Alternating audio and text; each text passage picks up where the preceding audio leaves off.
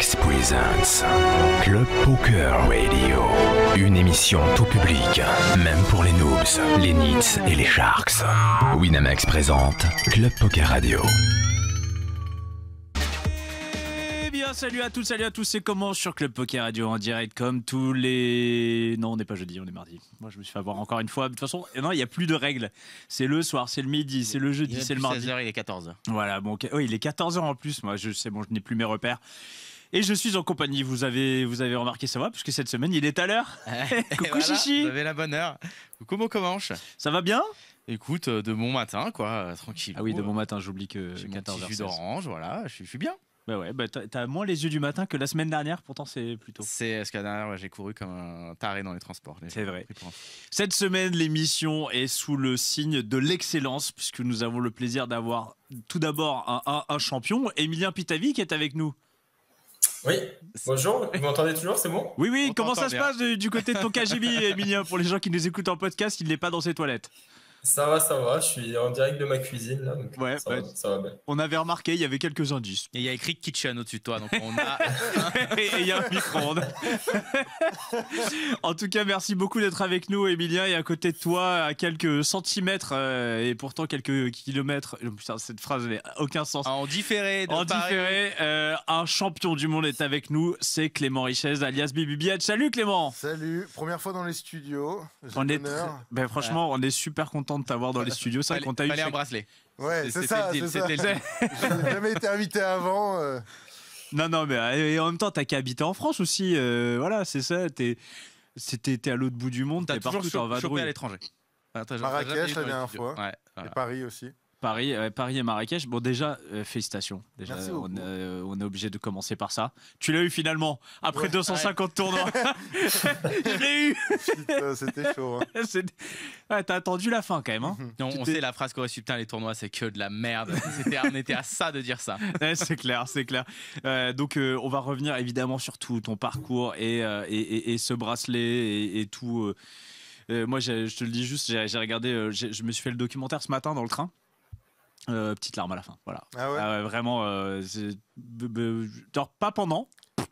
Non mais non, pendant pas d'émotion parce que en fait, comme toi, je suis concentré, je suis dedans et tout. Par contre, à la fin, en fait, je pense de voir ton émotion aussi.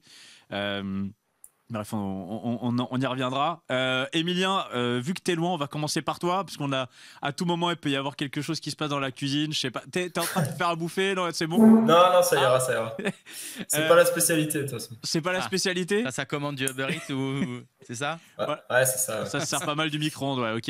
Emilien, tu as quel âge et qu'est-ce que tu faisais avant de débuter dans le poker? Je sens que tu as un profil d'école de commerce, toi, mais je suis pas sûr. Exactement. Mais putain, c'est incroyable.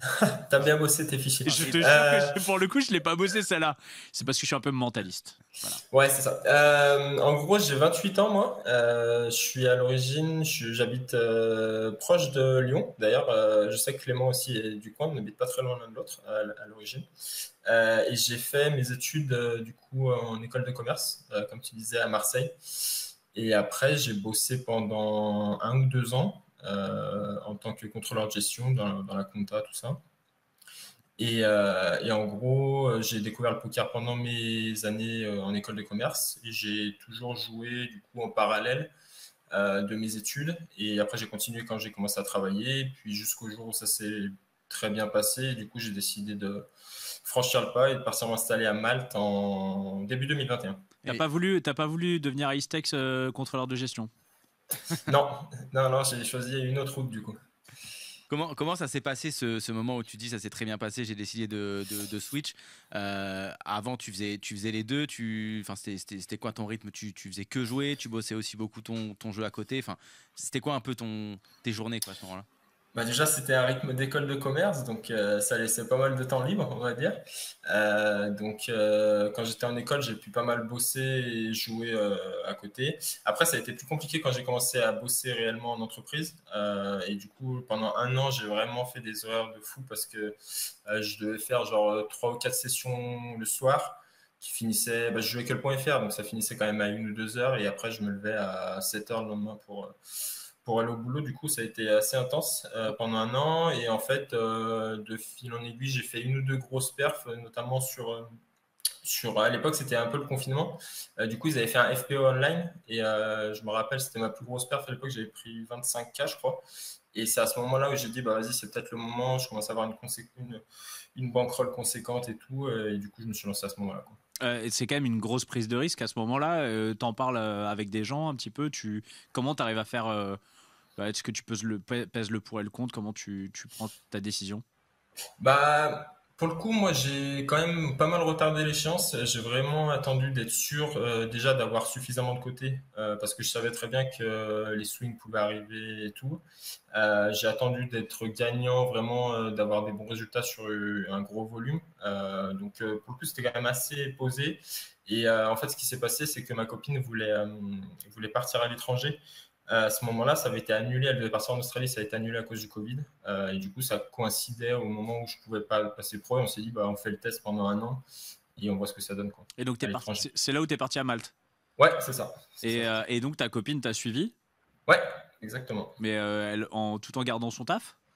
Non, bah, du coup, elle a dû retrouver à Malte. Au début, elle a fait serveuse. Et puis après, il y a toutes les boîtes de gaming qui sont implantées là-bas. Du coup, elle a bossé assez rapidement chez Betclic. Donc voilà, elle a retrouvé là-bas, quoi. Elle est restée dans le domaine, tranquillou. Exactement. Toi, Clem, pareil, toi, pas du tout du milieu du gaming à la base? Non, j'étais musicien. Ouais, t'étais musicien. Ouais, j'avais un petit On peut retrouver des vidéos, je crois qu'on les a déjà passées. J'avais plus de cheveux. Ouais. T'avais plus de cheveux, t'étais batteur. C'est ça. T'étais batteur. Non, mais en fait, t'étais Zico, c'était ton taf. Ouais, on avait un groupe de musique, on tournait dans toute la France et puis on gagnait quelque chose comme 1 000 € par mois. Mais t'étais tellement heureux en vrai. Ouais, c'était le bonheur. Génial. T'as 20 ans, t'es musicien. C'est vraiment la vie de Ben, quoi. Tu dors tous dans le bus à l'arrache. Ouais, c'est ça. La vie de quoi? Un band, quoi, un groupe. Ah, j'ai envie de la vie de Ben. Ouais, moi Ben Chalot. Ah non, ça au début. Genre, c'est la vie Ben, de Clochard. Il a pas fait batteur. Et t'avais fait quoi comme étude avant de pareil? Toi, c'est marrant parce que t'as dû prendre t'as fait déjà un premier pari risqué, c'est d'être musicien. Puis après, tu te dis, bah, je vais prendre la sécurité, je vais être joueur de poker, quoi. Non, j'ai fait des écoles de commerce. T'as fait quand même école de commerce. Et après la première année, après être arrivé 15 fois en retard, j'étais devant la porte et après, j'étais encore en retard et je me suis dit, vas-y, c'est mort. Oui, c'est vraiment comme ça? Ouais, c'est mort. J'ai arrêté à ce moment-là et je suis plus jamais retourné. T'as appris des choses quand même en école de commerce? Franchement, j'étais le cancre absolu. J'étais à l'arrière, je dormais. C'est vraiment le gros cancre. Bah, comme le mec qui fait de la zik le soir, quoi. Ouais. Voilà. Pourquoi tu dirais que... Mais tu sais, il y a tellement de joueurs qui viennent du background d'écoles de commerce, quoi. J'ai l'impression que c'est un vivier pour devenir joueur de poker. Une option. Ou aussi pour devenir branlos, mais je sais pas. Tu vois, mais c'est quoi? Pourquoi tu vois, il y a tant de gens qui viennent des écoles de commerce? Je pense on vient tous d'un background assez riche. Je pense que tous nos parents ont un peu d'argent et généralement les enfants qui sont issus de familles un peu plus riches finissent en école de commerce et je pense que ça vient de là. Ouais, c'est plus le background ouais, social. Ouais, c'est quoi? C'est du coup quand tu rencontres le poker, en fait, c'est ça qui va t'apporter cette adrénaline que t'as pas trop dans le quotidien. Je l'ai jamais vu comme ça, le poker. C'est que je regardais les vidéos de poker, ça m'attirait beaucoup parce que c'était quelque chose de différent que le curriculum habituel. Et quand je voyais les champions avec Tom Dwan, je savais à ce moment-là, je m'étais fait la promesse que j'arriverais à ce niveau-là un jour. Ouais, c'était marrant. Ah oui, tu t'es vraiment fait... Ah ouais. T'as eu un coup de cœur comme ça pour le poker, c'est un peu ça? Ouais, jour 1, je me suis dit, ok, je finirai là et j'arrêterai jamais avant. Et j'avais fait la même chose avec la musique. Je m'étais dit que je ferais de la musique et j'arriverais à jouer devant beaucoup de monde à un moment. Et j'ai arrêté d'ailleurs juste après avoir fait... Le mec qui chaque fois il a ses achievements, il arrête. Ça c'est fait. Finalement, t'as pas arrêté quand t'as joué après avoir joué avec Tom Dunn quand même. Ouais. Ah, t'as continué. Ouais, un petit peu. Tu t'es rendu compte que t'étais meilleur que lui. Maintenant, tu t'es dit, ça c'est fait. Allez, next. C'était quoi ton rêve quand t'étais gamin? Et tous les deux, pareil, Emilien, c'était quoi votre rêve de gamin? Moi, c'était d'être... c'est marrant, je regardais les hommes les plus riches du monde Et je regardais quel était leur métier, et j'étais là, j'aimerais arriver là. Alors qu'aujourd'hui, j'en ai absolument rien à faire d'être la personne la plus riche du monde, mais je me rappelle que mon rêve de petit, c'était d'être businessman. C'est d'être blindé, d'être blindax. Parce que blindé voulait dire libre, bonheur, m'acheter tous les jeux vidéo que je peux Non, je pense que c'est mon père travaillait dans le business et je pense que je voulais lui ressembler à ce moment-là. Et c'était ma façon de me connecter à lui. C'est quoi qui t'a excité? C'était les gros ins. Ouais, non mais le fait d'être un homme de pouvoir aussi, d'être un homme important, c'est ça aussi que tu recherchais ou pas vraiment? C'était pas plus profond, honnêtement. Okay. Je pense que c'est tout. Ce qui m'a toujours attiré, c'est d'avoir un métier à part des autres, de pouvoir être spécialisé. Par exemple, si jamais tu me demandes dans l'armée, qu'est-ce que tu aimerais faire, je serais sniper. Genre de choses. Ouais, ok, je vois ce que tu veux dire. Mais c'est marrant parce que quand tu demandes en général les rêves des enfants, ils veulent être pompiers, ils veulent être, je sais pas, star du ciné. YouTuber, man. Businessman, c'est pas, en général, c'est pas le truc qui arrive en premier, quoi. Ouais, mais c'était ça. Businessman, ok. Bon, je regardais les personnes les plus riches au monde qui faisaient du business et je regardais ce qu'ils ont fait dans leur vie et c'est ça que je voulais faire. À 7 ans, il lisait Forbes déjà. C'est clair. On était dedans. Emilien, toi c'était quoi ton métier de rêve, gamin? Ah, on ne t'entend plus. On a perdu Emilien.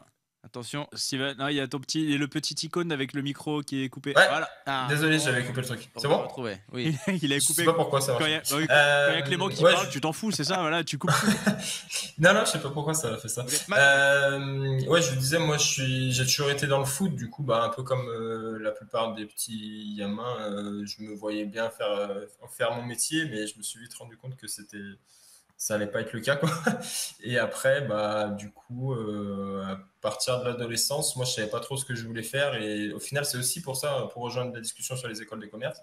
Je pense qu'il y a beaucoup de gens qui vont en école de commerce parce qu'ils n'ont pas de métier vraiment passion, ils savent pas quoi faire même après le bac. Et du coup, ça permet de faire un peu l'entonnoir petit à petit vers de nouvelles choses, vu que ça ouvre à beaucoup de choses. Donc voilà. Et pour revenir sur ton taf quand tu étais contrôleur de gestion, est-ce que c'est quelque chose que finalement tu aurais pu faire toute ta vie? Est-ce que tu aurais pu faire comme ça un métier qui te passionnait pas forcément, mais est-ce que tu aurais pu te tenir comme ça? Oui, je pense, parce que j'aimais bien mon quotidien, j'ai mes potes, j'ai la famille ici, j'avais toutes mes activités. C'était pas un métier passion, mais j'aimais bien ce que je faisais. Je prends plus de plaisir aujourd'hui, mais j'aurais quand même pu faire ce métier pendant longtemps, je pense. Et le fait d'avoir une routine de travail, tu vois, quand on a un métier un peu plus conventionnel, on se lève un peu à la même heure, on a notre routine de la journée, mais c'est pas forcément quelque chose de négatif, ça peut être aussi quelque chose où on peut trouver son équilibre. Est-ce que aujourd'hui, en tant que joueur de poker, tu l'as, cet équilibre, un peu cette routine? Disons que j'essaye de le recréer parce que c'est vrai qu'en tant que joueur de poker, tu as ce côté libre, mais qui va un peu aussi avec le côté négatif qui est de se dire t'as pas d'obligation. Donc au final, vu que c'est toi ton propre patron, c'est à toi de te les fixer, ces obligations. Et je pense que c'est vraiment important. Et moi, j'en ai vraiment besoin d'avoir ce genre de routine. J'aime pas justement quand je les casse, quand je pars en live ou quoi. J'aime pas trop et j'essaye vraiment de les garder le plus souvent possible. Justement, ce serait quoi un petit peu tu vois, les grands axes comme ça qui t'ont, on va dire, qui t'ont changé la vie, qui t'ont amené à passer d'une ligne d'Endon Mob. Tu vois, si je regardais Endon Mob, c'est assez marrant. La première ligne, c'est 100 balles. La dernière, c'est un 125 000. Bon, il y a un petit grand écart, tu vois. C'est quoi qui t'a amené justement comme ça à aller jouer le top mondial et qui a fait que t'es passé de, j'ai un peu l'impression que t'étais un peu comme Clem, alors peut-être un peu moins, mais un peu profil je me la coule douce, etc. Je suis devenu carré. Non, alors pour le coup, depuis que je suis joueur de poker, j'ai jamais été vraiment laxiste ou quoi. Je me suis toujours considéré comme un gros travailleur et tout. En fait, il y a eu une grosse étape il y a 1 an et demi. J'ai rejoint un coaching un coaching for profit de Federals. Et en fait, ça m'a permis à la fois de progresser beaucoup plus rapidement qu'avant et aussi d'être stacké sur les tournois les plus chers que je ne pouvais pas jouer de moi-même avant. Mais par contre, certes, ça a été un gros déclic, un énorme accélérateur de carrière. Mais avant ça, pendant 2-3 ans, du coup, mes 2-3 premières années à Malte, progressé, je pense, régulièrement. J'ai toujours été très satisfait de comment je travaillais et tout. Donc, en fait, les gens ont commencé à entendre parler de moi et à me connaître justement parce que j'ai pu jouer plus cher. Mais je ne considère pas que j'ai mieux fait les choses depuis 1 an et demi. D'ailleurs, il y a une petite anecdote avec Fedor sur le stacking des tournois, non? Ouais, en gros, je ne sais pas, pour la faire courte, en gros, je vends sur tous les tournois les plus chers de ma grille online. Et en fait, la manière dont ça marche, c'est je dois dire à Fedor avant le tournoi combien il a de pourcentage sur tel tournoi, etc. Et sauf que sur certains tournois, il m'avait dit en amont non, tu peux pas jouer ça, il n'y a pas assez de joueurs, etc. C'est pas intéressant à jouer. Et en fait, le problème, c'est qu'il y a une fonctionnalité sur certains sites où tu peux t'inscrire à l'avance et ça te permet de vendre des parts, etc. Et moi, j'avais oublié de me désinscrire sur un des tournois auxquels il m'avait dit de ne pas m'inscrire et de ne pas jouer. Et du coup, je lui ai envoyé un message au début du tournoi en lui disant écoute, j'ai fait une erreur, je suis inscrit sur ce tournoi, c'est pas grave, j'en assume la responsabilité, je vais le jouer à 100% pour moi, du coup. Donc, c'était un énorme shot pour moi. C'était un tournoi à 10 000, c'est ça? Ouais, c'était un 10K. D'habitude, sur les 10K, je vends, on va dire, 70-80% minimum, quoi. Et là, du coup, j'ai joué tout pour moi et au final, ça s'est bien passé. C'était un mystery. Donc, il y avait 60 joueurs. J'ai fait 2e et j'ai pris la plus grosse prime pour 200K au total. Donc, parfait. Voilà. Elle est belle. Elle est belle. Ça se passe toujours comme ça pour les autres. Ouais. Parce que toi, tu registers celui-là, ça t'a coûté 10 000. Et encore, tu l'as registré 2 fois sans faire exprès. Tu vois, il y a toujours une mauvaise histoire. Toi, Clem, ta poker de journée, comme on dit. Donc, on a vu qu'elle commence par Tom Dwan. Et comment ça se passe un petit peu les débuts au poker, cette progression qui t'amène ici aujourd'hui? Alors, j'étais passionné directement par le jeu. Je jouais, franchement, je devais jouer 18 heures par jour. Je me rappelle même que j'avais l'ordi portable, jouais jusqu'à m'endormir, me réveiller, ressortir l'ordi, jouer toute la journée. Ouais, c'était vraiment C'est quelle époque ça? On est en quelle année à peu près? 2008, 2009. Ah ouais, donc là, t'es un early. Vraiment à l'ancienne. Ouais. Avant le .fr et tout, quoi. Toute cette... Ouais. Et passionné par le jeu, ça fonctionne pas très bien au début. Mais bon, on met 10 balles, des choses normales. Ensuite, je me mets à lire un livre. C'est le livre vert de Phil Gordon. Phil Gordon, The Green. Il y a le bleu, il y a le vert. Ouais, voilà, j'avais lu le vert, j'étais là, ok, maintenant c'est fini. Il est bien, il était. Enfin, à l'époque, il était. Moi, je me rappelle que. Mais en plus, c'était passionné, donc tu sais, tu kiffes de le lire, quoi. Par contre, ça m'a fait un déclic. Je m'étais dit, ok, maintenant je suis ultra sérieux. Et après avoir lu le livre, c'est là où ça a commencé à mieux se passer. C'était toujours en parallèle de la musique. Et en parallèle de tout ça, ma mère me dit, bon, t'es à la maison, je veux dire, tu fais des concerts, t'en fais 2 par semaine, tu fais quelques répètes, mais ce serait bien que tu ailles travailler au McDo, par exemple. Donc je vais travailler au McDo pendant quelque chose comme 6 mois. Et à chaque fin de mois, je prenais les 500 €, je travaillais en mi-temps et je prenais les 500 €, j'allais au casino avec les 500 €, donc j'avais une boulette. De ton salaire? Ouais, je prenais mon salaire entier. Wow. J'avais pas besoin je prenais ces 500 balles, j'allais jouer au casino, une boulette. Premier mois, ça passe pas. Deuxième mois, ça passe pas, mais j'y vais 2 fois, quoi. Tu perds directement. Troisième mois, ça se passe bien. Je passe de 500 à quelque chose comme 11, 12 000. Ah oui, ça se passe bien, vraiment bien. Ouais. Et pour la petite histoire, après avoir gagné les 12 000, je vais voir un des gérants du casino. Je lui fais, vous voulez pas je vous rachète le casino, quoi. Ouais.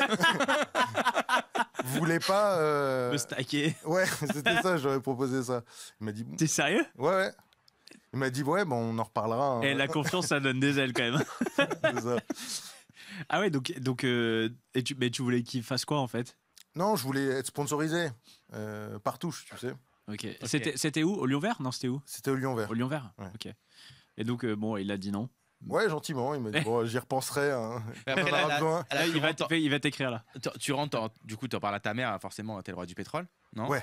Et même tu lui avais dit les premières fois ou pas que t'avais cramé ton salaire? Ah, elle en avait rien à faire. Hein. C'était, en fait, c'est pas que j'avais pas besoin de cet argent-là. Je vivais chez ma mère, j'avais mon salaire de musicien, donc je prenais les 500 pour aller jouer. Elle, c'était juste qu'elle voulait pas que tu restes dans l'oisiveté. Voilà, c'est ça.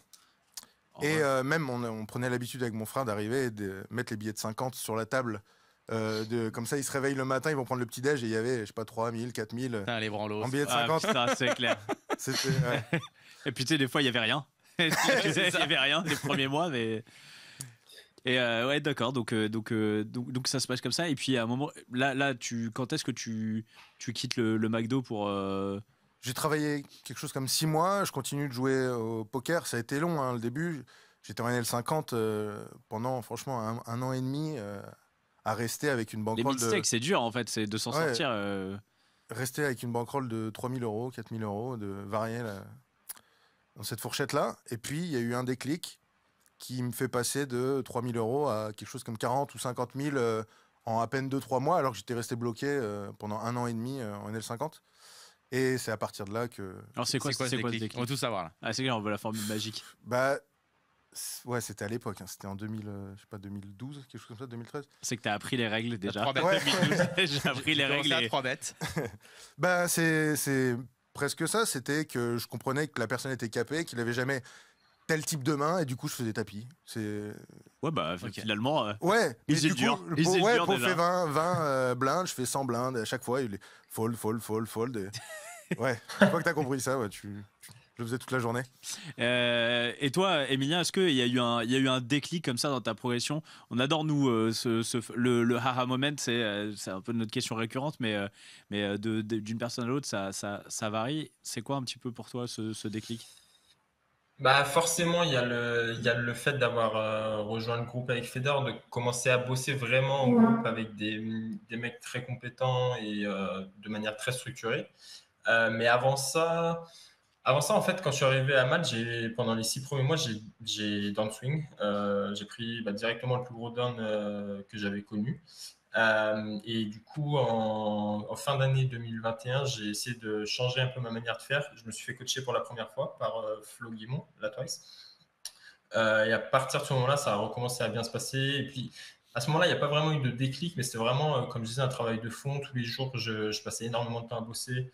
Je pense que j'ai bien fait les choses à ce moment-là, et au final, ça a payé quelques mois plus tard. En fait, il fallait juste être patient, quoi. Ouais, c'est ce petit truc d'être 1% meilleur chaque jour, quoi. En gros, c'est progression permanente. Toi, j'ai l'impression que Clément, toi aussi, c'est un petit peu comme ça que je vois, enfin, moi que j'imagine que t'es un peu, c'est juste progresser un tout petit peu tous les jours. Est-ce que c'est ça?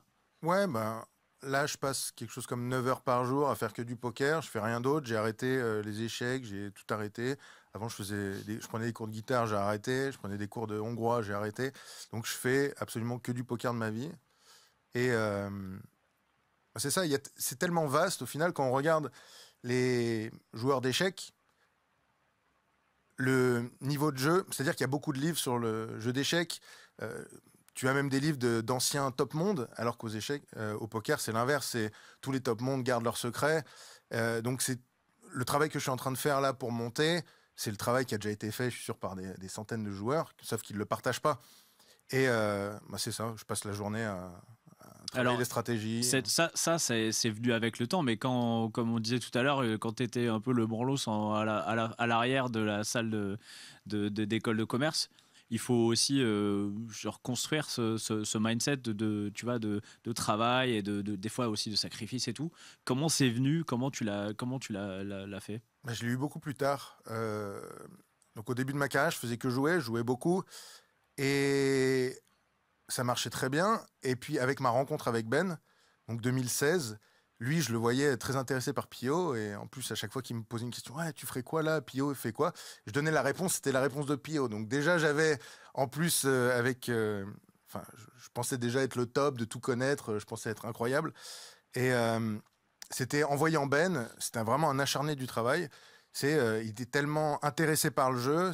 Dès qu'il jouait, le soir, il étudiait. S'il y avait une soirée et il avait un coup en tête, il allait vérifier sur Pio, alors que les autres étaient en train de boire des coups. Donc j'étais un peu le branquignol, pendant que lui était le gros travailleur. Et petit à petit, je me suis pris au jeu. Et j'ai bien vu que mon niveau de jeu explosait grâce au travail sur les solvers. Et voilà, maintenant... je me retrouve un peu comme Ben, c'est-à-dire que là, dans mon sac, il y a mon ordi avec Pio, et je sais qu'après, je vais aller dans un café et je vais prendre mon pied, quoi. Est-ce que tu prendre mon pio. Est-ce que tu fonctionnes un peu tu vois, comme tu nous le dis là, en bloc, c'est-à-dire que tu vas faire des gros blocs où là tu es en mode tu vois 8 heures par jour, tu bosses à fond la théorie, etc. Et après tu te fais un gros bloc où tu joues. Je sais que par exemple Adrien il fait beaucoup ça. Ou est-ce que toi tu vas plutôt construire tes journées un peu routinières avec ton moment où tu bosses, tes moments où tu joues, tes moments où tu fais ton sport, par exemple, ce genre de choses? Ouais, alors j'essaie d'avoir mon sport toujours au même moment. Début de semaine, ça va plutôt être pour l'étude parce qu'il y a moins de tables. Et fin de semaine, ça va plutôt être le grind. Voilà, je les mets comme ça. Je sais que je fonctionne très bien quand j'ai les 8 heures d'études. Mais en même temps, je sais qu'il y a des tables. Et en fait, maintenant, ce que j'essaie de faire, c'est d'avoir un peu les lobbies ouverts, de savoir s'il y a des tables qui tournent et d'étudier pendant ce temps-là. Et dès qu'il y a des tables, je coupe l'étude et puis je joue. Et je jongle comme ça. Parce que... et ça te le fait pas, tu vois, des fois, on sait qu'on a une réserve d'énergie mentale disponible et des fois d'étudier, ça prend beaucoup d'énergie et quand tu vas arriver aux tables, ça t'a bouffé un peu, tu vois, toute ton énergie, je sais pas si on parle d'énergie cognitive, mais en tout cas, tout ça. Non, je le ressens pas énormément. C'est parce que je suis con. Moi, non, c'est plus en fin de journée. Effectivement, je vais pas travailler PO. Je vais plutôt regarder des vidéos, des choses comme ça. Et puis le grind, je vais le garder pour le matin parce que c'est ce qui est plus difficile pour moi. Enfin, c'est quand tu fais une erreur, ça te coûte des sous, alors que quand t'es pas trop concentré, quand t'es en train d'étudier, c'est pas bien grave. Ouais. Ah oui, donc en gros, ta routine journalière, on va dire une journée standard, c'est quoi? Le mieux, c'est quand je me réveille à 6h du matin, je fais... Je prends genre une douche froide, une douche glacée dans un bain. Je vais me baigner dans l'eau glacée. Tu rigoles, mais c'est ça en plus. Et je vais te raconter un truc. C'est... donc je me réveille, je vais faire le café, etc. Je travaille un peu. Ça peut être les range pré-flop, juste activer le cerveau. Et ensuite, avant de grind, je mets des musiques vikings et je me mets les douches froides. Et je suis en train de me doucher pendant qu'il y a des chants guerriers, etc. avant de partir grind. Est-ce que tu mets quand même un casque avec des cordes ou pas? Je vais ajouter ça à la routine. Fais une photo, s'il te plaît. Le café, tu le bois dans une corne et tout, quoi. Je bois du sang de buffle. Ma femme hallucine. Sans déconner. Ouais, c'est sûr que la première fois, ça doit faire. Ah, attends, dans quoi j'ai mis les pieds là? Elle le savait pas avant de t'épouser, ça. Non, elle a dit oui, c'est que ça lui convient. J'ai rien de viking dans la famille, mais. Est-ce que t'as sorti Pio pour la lune de miel? Je suis sûr que je suis sûr que t'allais vérifier un petit spot, non? Du coup, ouais, ok. T'as vraiment, t'es très routinier. Ouais, t'as besoin c'est de te mettre dans un certain état d'esprit pour commencer, mais genre en mode genre guerrier pour attaquer les. Ouais, je suis littéralement en train de me visualiser. Déjà, la douche froide le matin, c'est quand même pas facile. Mais je suis littéralement en train de m'imaginer que je rentre dans le lac gelé d'un pays du Nord et que j'ai plein de sang sur moi et que je rentre de la guerre. Ouais, je m'imagine ça tous les matins. Et ensuite, je vais grind. J'aime bien. Et ok, donc ça, là, c'est parti. Le mec, il arrive aux tables. En live. Il n'y a pas de table. Tu arrives. Il n'y a personne qui joue. Moi, ça m'arrive plein de fois. Hein. Bah oui, c'est clair. Du coup, je me mets un petit dessin animé. Ouais. Un petit dessin animé mignon. Non, mais ça m'arrive plein de fois. Ouais. C'est clair. Bon, finalement, je vais aller faire autre chose. Toi, c'est quoi, Emilien, tes routines? Il y a du high level. La barre est haute. Moi, pour le coup, moi, je suis pas du tout dans ce profil-là. Au niveau de tout ce qui est optimisation du mindset, etc., c'est un truc que je travaille pas trop parce que j'ai toujours considéré qu'il y avait encore énormément à faire d'un point de vue technique et que c'était de loin le plus important. Du coup, j'ai toujours vraiment priorisé ça. Mais après, par contre, comme je disais, j'aime bien avoir mes routines, mais du coup, mes routines, c'est je me lève, je déjeune, et puis après, je commence à bosser Enfin, c'est un peu l'inverse du coup de Clément, parce que moi, du coup, les sessions sont le soir en MTT, vu que je suis à Malte. Donc, je bosse la journée jusqu'à 17h, quoi. Enfin, je vous la fais courte, hein, mais je passe toujours un petit moment dehors avant. Et puis après, je lance à 17h30, 18h jusqu'à tard dans la nuit. Et après la session, ce que je fais, c'est que pendant toute la session, dès que j'ai une main qui m'a posé problème ou sur laquelle je n'étais pas sûr, ça, je le revois directement après la session rapidement. Du coup, je prends toujours une demi-heure, 1 heure après la session pour faire mes comptes et pour regarder toutes ces mains-là. Et puis après, Et t'arrives comme c'est ce que je disais tout à l'heure à Clem, c'est après avoir, toi, pour le coup, bossé toute la journée. C'est-à-dire, je sais pas à quelle heure elle commence ta journée le matin. Enfin, le matin. On va dire 13h, quoi. Voilà, 13h du matin. Donc, en gros, tu vas faire 13-17. Ça va te prendre aussi beaucoup d'énergie. Et tu arrives à faire un petit break juste d'une demi-heure. Et d'après, lancer une session qui va durer possiblement 7-8 heures.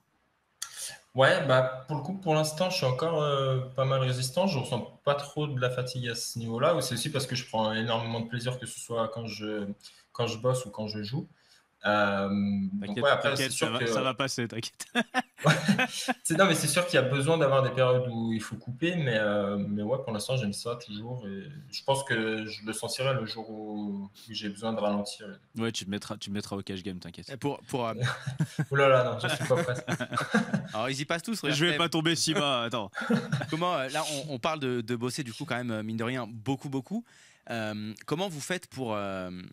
Enfin, c'est quoi un peu vos façons de procéder, tu vois, dans le travail? Est-ce que par exemple vous prenez beaucoup de notes, mais c'est pareil, des fois on prend beaucoup de notes, mais comment on y revient? Comment vous arrivez à essayer d'accumuler le plus de savoir possible? Alors je pense que c'est déjà très différent cash game et tournoi, parce que j'imagine que Clément il joue quand même, enfin moi de plus en plus, mais on joue quand même moins en MTT contre les mêmes joueurs qu'en cash game, du moins régulièrement. Et après, moi, c'est beaucoup de travail de groupe sur des thématiques toujours spécifiques avec mon groupe. Beaucoup de travail ICM, PKO. Enfin, en fait, il y a tellement de champs en MTT différents que ça va être beaucoup plus diversifié, je pense, que Clément, qui va être beaucoup plus dans la précision. Et voilà. Clem. Donc, j'ai un plan d'études. À chaque fois, par exemple, j'ai un MindMeister, donc c'est... X-Mind, tu veux dire? Ouais, X-Mind. Ouais, okay. Des cartes mentales, quoi. C'est des cartes mentales. Oui, c'est ça, c'est une carte mentale. Je sais pas si on parle de la même chose. X-Mind, c'est tu peux créer des arbres. Ouais, c'est ça, c'est une carte mentale. Ouais, voilà. Et du coup, au poker, c'est un arbre. C'est-à-dire, tu arrives sur tel genre de flop, tu peux bet ou check. Une fois que tu as bet, la turn arrive, etc. La river arrive. Et du coup, je me crée les arbres du jeu et en cherchant le meilleur sizing au flop, à la turn, à la river, en mettant également quel est le threshold de value ou de bluff, quels sont les bluffs à jamais rater. Et tu fais ça en boucle. Oui, en fait, c'est ça. En fait, une fois que tu as appris théoriquement, parce que on va dire théoriquement, tu es quand même bien à la pointe de ce qui se fait. Donc après, maintenant, c'est ça, c'est d'aller un peu plus au microscope de dans telle main, qu'est-ce que je vais prendre. Ouais, et puis il y a déjà ça. Ensuite, tu vas coupler ça avec l'étude de data et tu vas savoir comment réagir à ta propre stratégie. T'essayes. Bon, là, je suis à ce niveau-là. Je sais que plus tard, ça va être de trouver d'autres stratégies qui mettent mes adversaires en difficulté. Tu vois, donc il y a déjà la théorie, puis ensuite changer la théorie, même en prenant des sizings qui sont pas utilisés au flop pour l'emmener dans un endroit qu'il connaît pas. J'y suis pas encore là, mais... c'est là où on parle que de mode aussi souvent dans le poker, c'est qu'à bout d'un moment, on a l'impression que tout le monde fait un peu la même strat, et pour en sortir, c'est là où tu vas devoir dévier et en fait tester des choses qu'on voit beaucoup, par exemple en MTT. Actuellement, Emilia, moi j'ai l'impression qu'il y a des sizing par exemple en ISO en big blind qui n'existaient pas avant, des trucs de 8x et tout. Avant, tout le monde était en mode c'est 3.5 et puis c'est 3.5. J'ai pas l'impression que ça soit des méta. Je pense que c'est plus l'étude du jeu qui nous a permis de comprendre que dans des situations, c'est mieux de faire 8x. Ce dont je parle, c'est plus que les gens connaissent la théorie, mais ils la connaissent tellement bien que l'adversaire connaît la théorie. Que tu dois dévier à fond, quoi. Ouais, et ton but, c'est... il y avait Stéphane, Stéphane, quoi. Ouais, oui, Stéphane, un des boss de fin. qui jouait que des sizing à l'envers. Et des donks et des... Ouais, et tu comprends rien. Je pense pas que lui connaisse tous les spots, mais en tout cas, il te met dans des situations que tu connais pas. Et forcément, parfois, il va faire de grosses erreurs, mais souvent, ça va plus souvent être toi. Et en fait, moi, souvent, je me suis dit... aller bosser les spots qui, toi, te mettent le plus dans le bar. Typiquement, un mec qui sait bet un tiers sur un board, maintenant, les gens savent comment répondre, tu vois. Mais par contre, si tu donks ce flop, non, là, ils savent pas. Ouais. Enfin, en gros, mais si tu sais, toi, déjà un peu plus la raison pour laquelle tu le fais et tout, en fait, d'aller mettre, tu vois, dans des spots comme ça, et je trouve que tu vois, au cash game, il y a encore vraiment la place pour faire des choses comme ça, tu vois. Surtout que je pense que c'est valable ce genre de choses quand tu es à tellement haut niveau que tous les spots tu les connais tous. Ouais. J'en suis pas encore là. Il y a encore beaucoup d'années avant que ça soit le cas. Donc, Ouais, je pense déjà apprendre bien la théorie, comprendre, parce qu'il y a plein de gens qui connaissent pas la théorie, qui savent pas quelles sont Après, les limites, etc. au niveau auquel tu joues, tout le monde connaît plus ou moins la théorie, non? Ouais, il y a beaucoup d'erreurs, enfin, t'en vois toute la journée, donc Ah ouais? ouais. J'aimerais qu'on revienne sur un truc que tu as dit, Emilien. Tu as dit que toi, tu n'étais pas trop dans le travail mental, en gros. Je sais que toi, Clem, tu y es pas mal. Et j'avoue que moi c'est quelque chose qui m'intéresse énormément. Et aujourd'hui, j'ai du mal à imaginer qu'un sport mental comme le poker, qui peut se rapprocher mentalement d'autres sports, tu vois, comme le tennis et tout, en termes de mental, qu'on n'aille pas explorer cet endroit qui peut vraiment, pour le coup, nous donner aussi un edge. Pourquoi tu pousses pas trop de ce côté-là? En fait, je comprends que ça puisse apporter et je comprends que beaucoup de gens, que c'est devenu à la mode et que beaucoup de gens travaillent ça. Mais moi, c'est juste que j'ai essayé. Déjà, c'est pas quelque chose que je prends du plaisir à faire. Par exemple, quand on me parle de méditation ou quoi, j'ai pas envie de passer du temps là-dessus. Je préfère plonger directement dans l'étude du jeu. Et puis après, parce que si, ça s'est toujours bien passé pour moi. J'aime bien mes routines. En fait, je considère qu'elles marchent bien. Donc jusqu'au jour où ce sera plus le cas, je n'ai pas envie de vraiment dévier, quoi. Enfin, c'est un peu en mode on change pas une équipe qui gagne, quoi. Et c'est marrant parce que souvent quand tu parles avec les psys ils te disent quand tu vas consulter, il faudrait que tu ailles consulter quand ça va bien.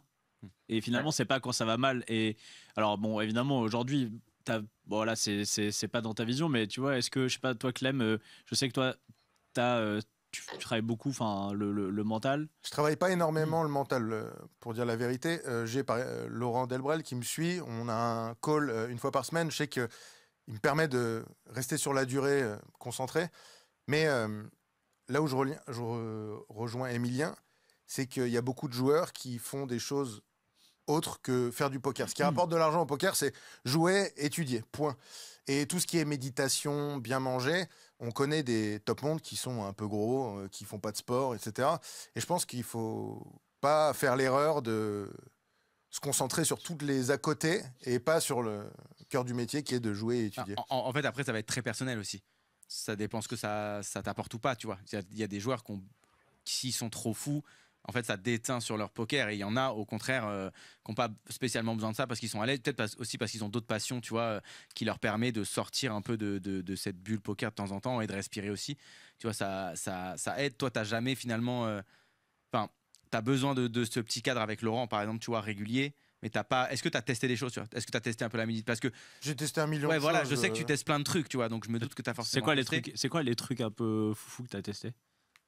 Je sais pas si c'est fou et je saurais même pas te dire, mais dès que j'ai une idée en tête, je la teste. Et puis dès qu'il y a quelqu'un que j'apprécie sur les réseaux sociaux ou autres qui teste quelque chose, par exemple les douches froides, je vais le tester pour moi, pour voir ce que ça fait.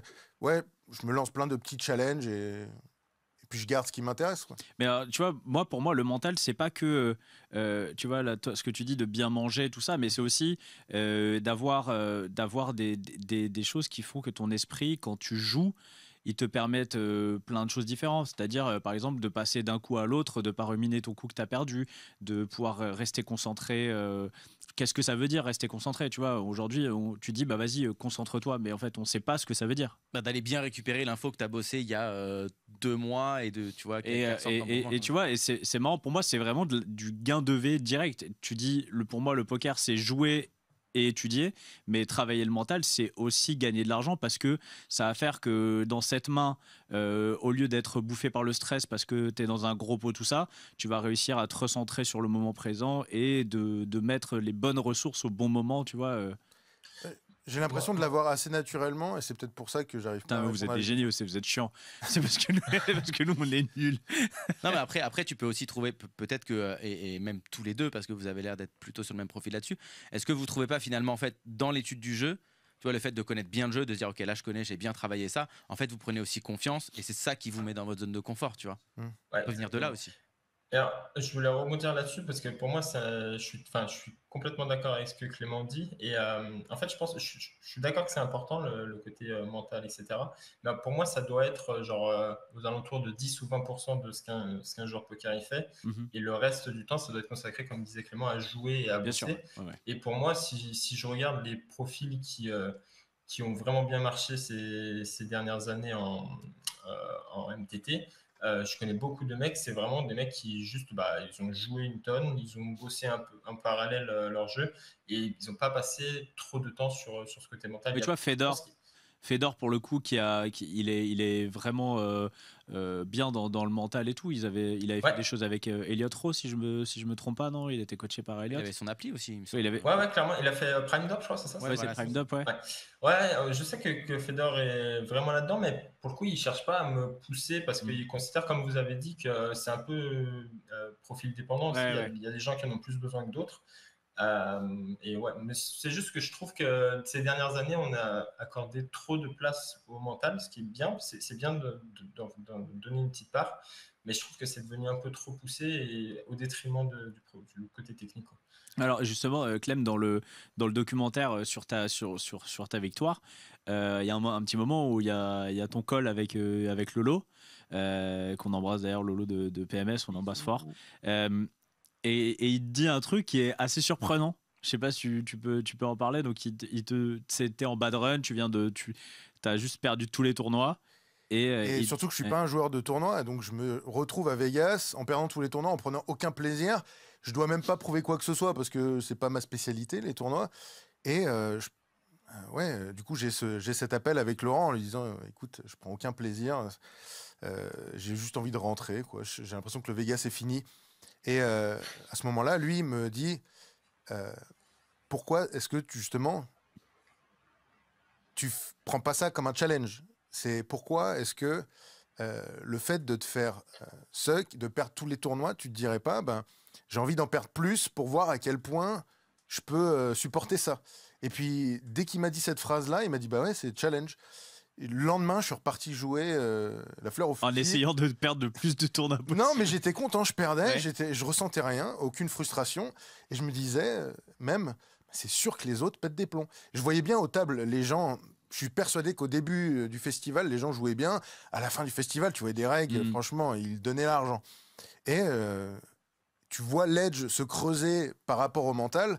Et j'ai pris encore plus de plaisir à la fin. Et c'est marrant parce que Lolo, il dit souvent ça, pour discuter avec lui de ça. Il dit, quand tu as un bad run, il faut que tu prennes ça comme la vie qui te challenge. Et c'est pour voir quelle règle va rester à la fin. Il dit souvent ça. Il dit, en fait, c'est la vie qui est crème. Et en fait, ceux qui sont les plus résistants vont rester et passeront la vague d'après, quoi. Ouais, j'aime bien l'image de la vague qui passe et il y en a qui disparaissent. Ouais, c'est ça. En plus, c'est le cas. Hein. Au jour le jour, il y en a plein qui abandonnent parce qu'ils n'en peuvent plus. Ou alors ils ont gagné en crypto. C'est ça. Ça fait chier, ça. Pepe Coin. Alors on va revenir sur Vegas, on va revenir aussi sur tes gros tournois, Emilien. Comment tu te retrouves à faire un tournoi tout simplement à 125 000 $, aller faire les Tritons, c'était il y a pas si longtemps que ça. C'était à Monaco, ça? À Monaco, ouais. Ouais, c'est ça, il y a 10 jours. Déjà, il y a un truc qu'il faut remettre dans le contexte, c'est que quand on nous voit sur ce genre de tournoi, faut comprendre que nous, on n'a pas du tout investi la majorité de la somme. Moi, sur ces tournois-là, je joue, on va jamais plus de 10% de la somme, quoi. Donc, qui fait déjà 10 000 balles quand même. Ouais, ouais. Enfin, déjà, c'est pour remettre dans le contexte. Et après, c'est aussi, ça a été un peu on va dire l'accomplissement, même si j'aime pas trop le mot, parce que il y a encore beaucoup de choses à faire et de trucs à gagner en live. Mais au final, ça s'est bien passé pendant 1 an et demi, 2 ans, où j'ai commencé à jouer vraiment cher online sur les games quasiment les plus durs qu'on puisse trouver online. Du coup, c'était un peu dans la continuité du truc, parce qu'il faut savoir, c'est qu'au Triton, les fils sont quand même beaucoup moins difficiles que sur les plus hauts sexes online. Donc au final, le plus dur, c'est juste de trouver un stacker qui nous fasse confiance. C'est comme ça que je me suis retrouvé là, quoi. D'accord. Et pas une pression particulièrement plus grosse de jouer des buy-in comme ça, en fait, finalement? Un petit peu, je vais pas dire que non, mais j'avais fait quelques étapes avant. J'étais allé aux Bahamas l'année dernière, j'avais fait Paris, Chypre en EPT, et puis j'ai fait un gros Vegas cet été. Ouais, une win sur le 10K du win cet été. Ouais, c'est ça. Bah, du coup, j'ai gagné le 10K. Après, j'avais joué un 50K WSOP toute fin du festival. Donc, du coup, j'étais déjà un peu habitué à ces énormes buy-in. Mais c'est sûr que ça va. Enfin, j'ai encore besoin d'expérience là-dessus. Et ouais. Après, ça fait toujours quelque chose de voir à sa table les meilleurs joueurs du monde, mais au final, il y a beaucoup d'anciennes légendes que je considère bien moins fortes que moi online, avec grand respect pour leur carrière, mais il y a beaucoup de gens comme. Balance des noms. Non, mais il nous écoute. vraiment les règles old school, quoi. Phil Ivey, Antonius. Bah voilà, Phil Ivey, Antonius, Negreanu, tous ces mecs-là, ils sont sur les tournois que je joue, mais c'est pas forcément. Je me monte pas la tête en me disant, je joue contre des légendes ou quoi. Je sais que j'ai le niveau pour les jouer et voilà quand on joue. Après, il y en a certains qui sont vraiment très impressionnants en live. Je pense à Phil Ivey notamment, mais voilà, quand on est là pour jouer et puis c'est tout. Et au niveau du reste du field, la plupart, c'est des mecs que tu joues online comme ça. Quand vous vous retrouvez comme ça en live, est-ce que, tu vois, ça se passe comment? C'est quoi un petit peu l'ambiance de ça? Parce que ça, on voit pas vraiment l'envers du décor, tu vois, des tritons par exemple. Mais toi, t'arrives, tu mets les pieds là-dedans, t'es le petit nouveau. Est-ce que comment ça se passe, quoi? En fait, le fil des tritons, c'est simple, c'est très très polar. Donc il y a tous les meilleurs joueurs du monde, les Mathéos, l'école espagnole, les Allemands, etc. Et puis à côté de ça, il y a tous les businessmen, les VIP, quoi. Donc du coup, il y a une bonne partie de levée qui provient aussi de bien savoir jouer contre les VIP. Essayer de jouer le maximum de spots contre eux. Enfin, c'est des tournois qui sont quand même bien différents de ce qu'on trouve online. Online, c'est vraiment comme disait Clément, c'est un peu réciter sa strat, essayer de jouer les lines les plus parfaites, etc. En live, il y a quand même beaucoup plus de place pour l'exploit et essayer de maximiser son EV dans différentes situations, quoi. Ouais. Je me suis perdu dans ma c'est pas grave, c'est pas grave. Toi, Clem, des joueurs, on pense forcément à ta rencontre avec Tom Dwan. En plus, c'était en table télé. Alors, tout était écrit. Et c'était à 100 left du main event. Non, peut-être un peu plus. Non, c'était jour 3, quelque chose comme ça. On était beaucoup. Pareil, quand tu... Est-ce que ça, c'est un pic de ta carrière? Ah, mais clairement, c'est mon souvenir numéro 1, absolument. Et surtout que j'ai bien joué sur la table et en plus à un moment Tom Dwan il dit le français il sait ce qu'il fait, tu vois, c'est forcément ça vaut franchement après ça vaut de l'or. T'as eu une image pendant le stream, les commentateurs ils t'ont kiffé, je me rappelle quand il y a le fold full quoi. Ouais, Broland 4 full, ouais. Et forcément t'étais un peu l'homme, t'as eu une vraie image, tu vois, à la table, et cool, quoi. Une vraie image classe. Non, j'étais sur un nuage à ce moment-là, c'était incroyable. Surtout qu'on arrive, je sais plus quel jour c'était, honnêtement, c'était jour 3 ou jour 4, et sur ta table, il y a marqué table télé, numéro, je ne sais pas quoi. Donc on commence à se diriger là-bas, on arrive en premier, on ne sait pas encore qui va être la star. Mais tu sais qu'il va y en avoir une. Mais mais je me disais une star du poker, enfin, peu importe. Et là, je vois Tom Dwan, j'ai été... Oh, ton idole. J'étais choqué, j'étais vraiment choqué. En plus, c'est la première fois que je le voyais. Et ce qui est marrant, c'est que quand tu es en dehors de la table et que tu le vois, tu commences à stresser. Puis dès que tu reçois les cartes, en fait, tu sais ce que tu es censé faire. Ça va, et le stress descend. Ouais, c'est un. Tu sais, en fait, tu te rappelles le High Stakes Poker, tu te dis, avec 10 et 2, il va me mettre dans des spots de merde et tout. Et en fait, finalement, il peut pas non plus. Mais surtout qu'il avait une habitude, je sais pas si vous l'aviez vu, mais en fait, à chaque fois qu'il foldait, il faisait le mec dégoûté. Ouais, il fait toujours ça. Ouais. Mais le truc, c'est qu'il jouait tight. Et en fait, moi, dans ma tête, ça a super bien marché parce que je me dis, OK, il va spew. Et en fait, j'étais prêt à y aller assez light. Ouais. Alors, quand tu regardes le stream, en fait, le mec, il foldait, il était serré. Ouais. Et du coup, j'ai volé sa technique après. Je faisais à chaque fois, je foldais des bouses pour me créer une image, pour faire un bluff pourri un peu plus tard. Mais bon. Voilà. Et tu l'as joué, vous avez été dans des cours ensemble? Ouais, j'ai 3 bêtes, j'ai 7 bêtes, c'est point quoi. Bref, ça suffit. Ouais, j'ai 3 bêtes Tom Dwan. Gros spot, mais bon, après en même temps, c'est pas forcément la cible. Et justement, pour revenir sur ce coup, tout le monde t'en a parlé 10 000 fois, on va pas refaire le coup du Broland 4, mais le moment où tu fold, donc tu sais, a priori, tu sais quand même que tu prends la bonne décision, mais quand tu vas voir le stream et que tu vois qu'il avait. Bah surtout quand tu montres tes cartes face-up, si le mec si bluffe, il va te le montrer. Ouais, c'est si il bluffait, il va te les montrer, c'est sûr et certain. Donc quand il muck, je suis pas sûr, mais je suis à 80% sûr.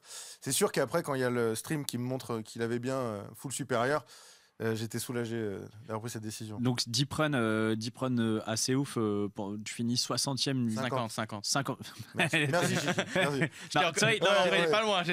J'avoue, 10 places, c'est quand même 100. Dernier Frenchie. C'est 100K. Comment tu l'avais vécu ce deep run et comment tu t'en es remis? J'étais honnêtement très. Je me rendais compte de la chance que j'avais tout le long. C'était que j'ai jamais eu de deep run en live. De gros deep run en live, j'ai déjà fait des premières places, mais je te parle sur un gros tournoi. Et j'étais juste, j'appréciais chaque moment. Je gagnais un 80-20, je me rendais compte que j'avais de la chance de ne pas m'être pris le 20%. Enfin, que ça tout le long. Donc j'étais juste heureux, pas stressé. Et en plus, j'étais sur un petit nuage à un moment, je crois que j'avais 1%. Enfin, je crois que je pars. Quand t'as Roi-Dame Non, j'ai As-Dame contre As-Roi et les dames, un truc comme ça. Et je suis debout, je sais même pas comment tu peux gagner, tu vois. Si jamais je te demande, tu vas mettre 2 minutes avant de trouver la solution. D'ailleurs, comment on fait pour gagner ça? Bah, c'est pam, pam, pam, c'est tombé. Non, c'était quoi? Tu fais backdoor flush, tu fais quoi? C'est pas 2 rois, As-Roi, As-Dame? Je sais plus. Tu fais 2 paires As-Dame, je crois. Je fais 2 paires As-Dame, mais je sais plus comment je l'ai gagné. Ouais. Je crois que c'était 2 rois et As-Dame. Ou As-Roi? As-Roi, 2 rois. Et toi, ouais, voilà, et je fais As-Dame, enfin, incroyable. Donc ouais, à ce moment-là, tu te dis que c'est ton tournoi et qu'il ne peut rien t'arriver. Hein.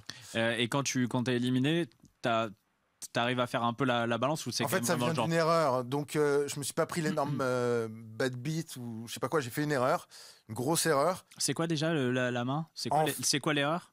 Alors déjà, ça faisait 3 heures que je faisais semblant d'être dégoûté de folder. Okay. Donc tout le monde pensait que j'étais en tilt à la table. Et c'est la pause dinner break. Et j'ai des discussions avec Ben. Et Ben me dit non, mais faut pas que t'aies peur. On était quand même à 50 left. Avant d'arriver en table finale, t'as vraiment le temps. Tu vois. Et puis je lui disais ouais, mais tu te rends compte qu'il y a quand même de lever à arriver en table finale. C'est-à-dire qu'il y a un palier supplémentaire. Quand tu arrives en table finale, tu gagnes de l'argent supplémentaire. Tu parles quoi? De la fame, de la communication? Ouais, exactement. Tout. Ouais. Exactement. Et il me dit non, faut vraiment pas avoir peur à ce moment-là. Et puis il a raison, avant de faire table finale, quand t'es 50e, quand t'es 50 left, il y a un autre tournoi qui joue. La route est très longue. Et il me raconte des histoires de mecs qui ont foldé des trucs incroyables à ce moment-là, parce que tout le monde est en stress. Et moi, j'ai ça en tête, et j'ai extrêmement mal dormi pendant plusieurs jours, et du coup, j'ai que ça dans ma tête. Tu vois. Et à un moment, je suis bouton contre grosse blinde, contre un amateur, et je crois que je check au flop sur 5-4-3, turn 3, il mise une blinde, je paye, river 3, et il mise 3 quarts, et là je fais tapis 40 blindes, tu vois, en gros il y a 3-3-3, 4-5, et je fais tapis 40 blindes en me disant il a jamais 2 as des foules, je me rappelle mes bons souvenirs de... Non mais il va folder un full quoi, tu te dis il va folder un 5 tout le temps. Mais je pense que même pas, je suis resté 3 minutes comme ça avant de jam, mais mon cerveau il se passait pas grand chose.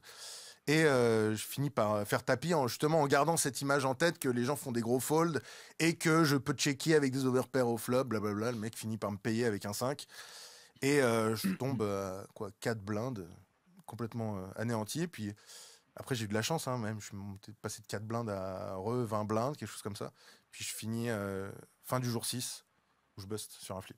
Ouais, un petit flip classique. Toi, Emilien, Vegas, t'as fait un gros Vegas cet été? Un peu comme Clément au final, au début, ça s'est vraiment pas bien passé. Ça s'est fini pareil ou pas? Pas aussi bien. Plutôt bien, mais pas aussi bien. Mais ouais, au début, ça se passait pas bien. J'étais un peu aussi dans l'optique de vouloir rentrer avant parce que, pas forcément d'un point de vue utilité, mais parce que je prenais pas énormément de plaisir en live et je préférais jouer online, quoi. Et au final, la fin s'est bien passée parce que du coup, j'ai gagné le 10K win qui m'a permis de. T'as pris quoi, genre 150, c'est ça? Non, j'ai pris. En fait, sur Endon, il n'y a pas les bounties, c'était un PKO. Du coup, j'ai pris 270 au total. Et suite à ça, il y a eu, moi aussi, du coup, j'ai deep run le main un peu moins. J'ai fait, je crois, 140e, il me semble, donc jour 5. Donc ouais, la fin était quand même bien plus agréable. Et puis c'est vraiment les premières fois où j'avais deep run en live, pareil. J'avais peur avant Vegas de justement me retrouver dans ce spot de deep run parce que j'avais peur de pas savoir comment réagir en live, de pouvoir jouer pour des énormes sommes. J'avais l'habitude online, mais ça m'était jamais arrivé en live. Et au final, sur le 10K ou sur le main, j'ai été très content des sensations, de comment j'ai joué, donc très très positif. Alors qu'un petit coach mental, il t'aurait aidé, tu vois, hein? Ouais, Probablement. Les yeux. On dirait mon fils quand j'ai dit va débarrasser. D'accord, j'y vais, c'est bon. Et ça là cette win all-win et ce deep run du main, ça t'a débloqué là-dessus sur les deep runs et tout. T'as plus de blocage maintenant? Ouais, ça m'a un petit peu débloqué, mais après, je pense encore qu'il faut encore beaucoup d'expérience pour vraiment que je devienne aussi à l'aise qu'online, ce qui n'est pas du tout le cas pour l'instant. Au Triton, par exemple, j'ai misclick un spot proche de l'ITM sur le premier tournoi de séjour. Je me suis pas mal voulu aussi. Et je pense que c'est juste une question d'expérience, quoi. Donc, ouais, j'essaye vraiment de focus un peu plus sur le live pour justement être plus performant sur ces gros spots. Il y a une question sur Twitch. On nous demande ça coûte combien le massage au Triton? Je sais pas, je suis pas du tout un adepte des massages. Par contre, je sais que Ben en a pris plusieurs fois, donc Clément. Combien ça coûte, Clem? Je sais pas, je vais pas demander, mais ça doit être cher. Hein. Ça doit être 10 € la minute. Combien? Je sais pas, je dis au hasard, mais 10 € la minute. C'est quoi qu'en temps normal, c'est 2 €, il me semble, à Vegas. Ouais, c'est en temps normal, c'est ça. Hein. Non, Vegas, c'est 2 $ la minute. C'est 2 $ la minute. Ouais, 2 € la minute. Ah, c'est 2. Ouais, mais là, j'y mets une 10 peut-être. Ouais. Bon, là, ça fait mal. Hein. Et on demande aussi c'est quoi l'ambiance entre reg au Triton. Est-ce qu'il y a une. On en a parlé juste un peu avant avec les autres stars et tout, mais entre reg, genre c'est comment les à côté quoi. Je dirais que c'est plutôt cordial, voire très bon. Je suis allé. Enfin, il y a beaucoup de teams de paddle, par exemple, qui se forment. Ça joue quand même. En fait, les mecs se connaissent parce que les raids Triton font en général les trois stops. Et puis, c'est quand même des fields assez restreints. Donc, tu es quand même souvent à la même table avec les mecs et tu les retrouves sur les différents stops. Donc, ouais, il y a une bonne ambiance, honnêtement. Ok. Mais même avec. En fait, tout le monde est content d'être là. Le cadre est super. Tout est trop bien. Ouais, c'est une organisation au top. Ouais.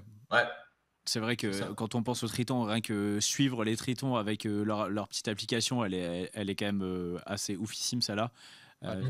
C'est assez kiffant. Clem, j'aimerais qu'on revienne quand même sur ce gros moment de cet été. Le Vegas 2024. Donc après que ce soit mal passé et que tu aies fait ton concours de bad run, que tu as perdu finalement, tu as perdu le concours de bad run. Il y a ce dernier tournoi. C'est littéralement le dernier de ta grille de tournoi ou il y en avait un avait les prévu 10K, je crois qu'il y avait un 10K au win, mais c'était. Des World Series en tout cas, c'est le dernier quoi. Ouais. Et tu dis d'ailleurs, tu parles de ce moment, tu dis que tu dors bien et tout. Enfin, limite, il y a un vrai shift entre ce tournoi et les autres. Ouais, j'ai arrêté de me stresser. Parce que quand tu te dis, ok, il faut absolument que je dorme, comme par hasard, tu n'arrives pas à dormir. Et là, j'étais là, tu sais quoi, je fais ce que je veux, je m'en fiche, je vais lire je fais ce que j'ai envie de faire. Et puis, ces jours-là, je me suis forcé à méditer, parce que généralement, ça m'aide bien, je médite, et puis en 5 minutes, je dors.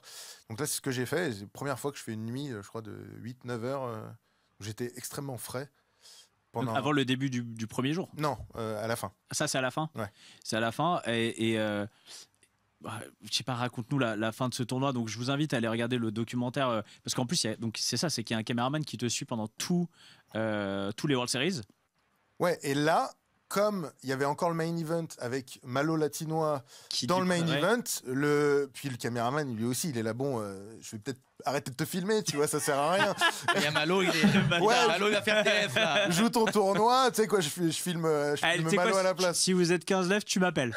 Et c'est pour ça qu'on n'a pas d'image des jours 1, 2, 3, il n'y a rien du tout. Parce qu'il est à fond sur Malo à ce moment-là. Voilà, c'est ça. Et, mais les tournois en live, c'est marrant parce que tu rentres dans le tournoi et puis ça s'enchaîne assez rapidement. Tu sens pas que tu es en train de faire jour 2, jour 3, etc. Tu as l'impression d'aller à ton travail que tu connais, avec les gens que tu connais, puis ça se rapetissait. Donc jour 1, ok, je mets 4 boulettes pour passer au jour 2. Donc c'est un $3000. $3000 à la fin du festival. Jour 2, ok. Jour 3, là, je monte un très gros stack. Et jour 4, c'est le dernier jour. Le jour où, du coup, je dors très bien. Et quand je commence la journée, je prends mon temps sur chaque décision, c'est-à-dire que je reçois les cartes, c'est à moi de parler, mais je prends une respiration, je regarde mes cartes, je prends vraiment mon temps pour jouer parfaitement, je regarde tout le monde, je suis concentré quoi. Ouais, j'ai jamais été autant concentré de ma vie. Tu fais plus ta tête de dégoûté quand tu fodes là? Ouais, non. Fini. Ouais, je voulais pas jouer de rôle ni rien, j'étais juste concentré à fond.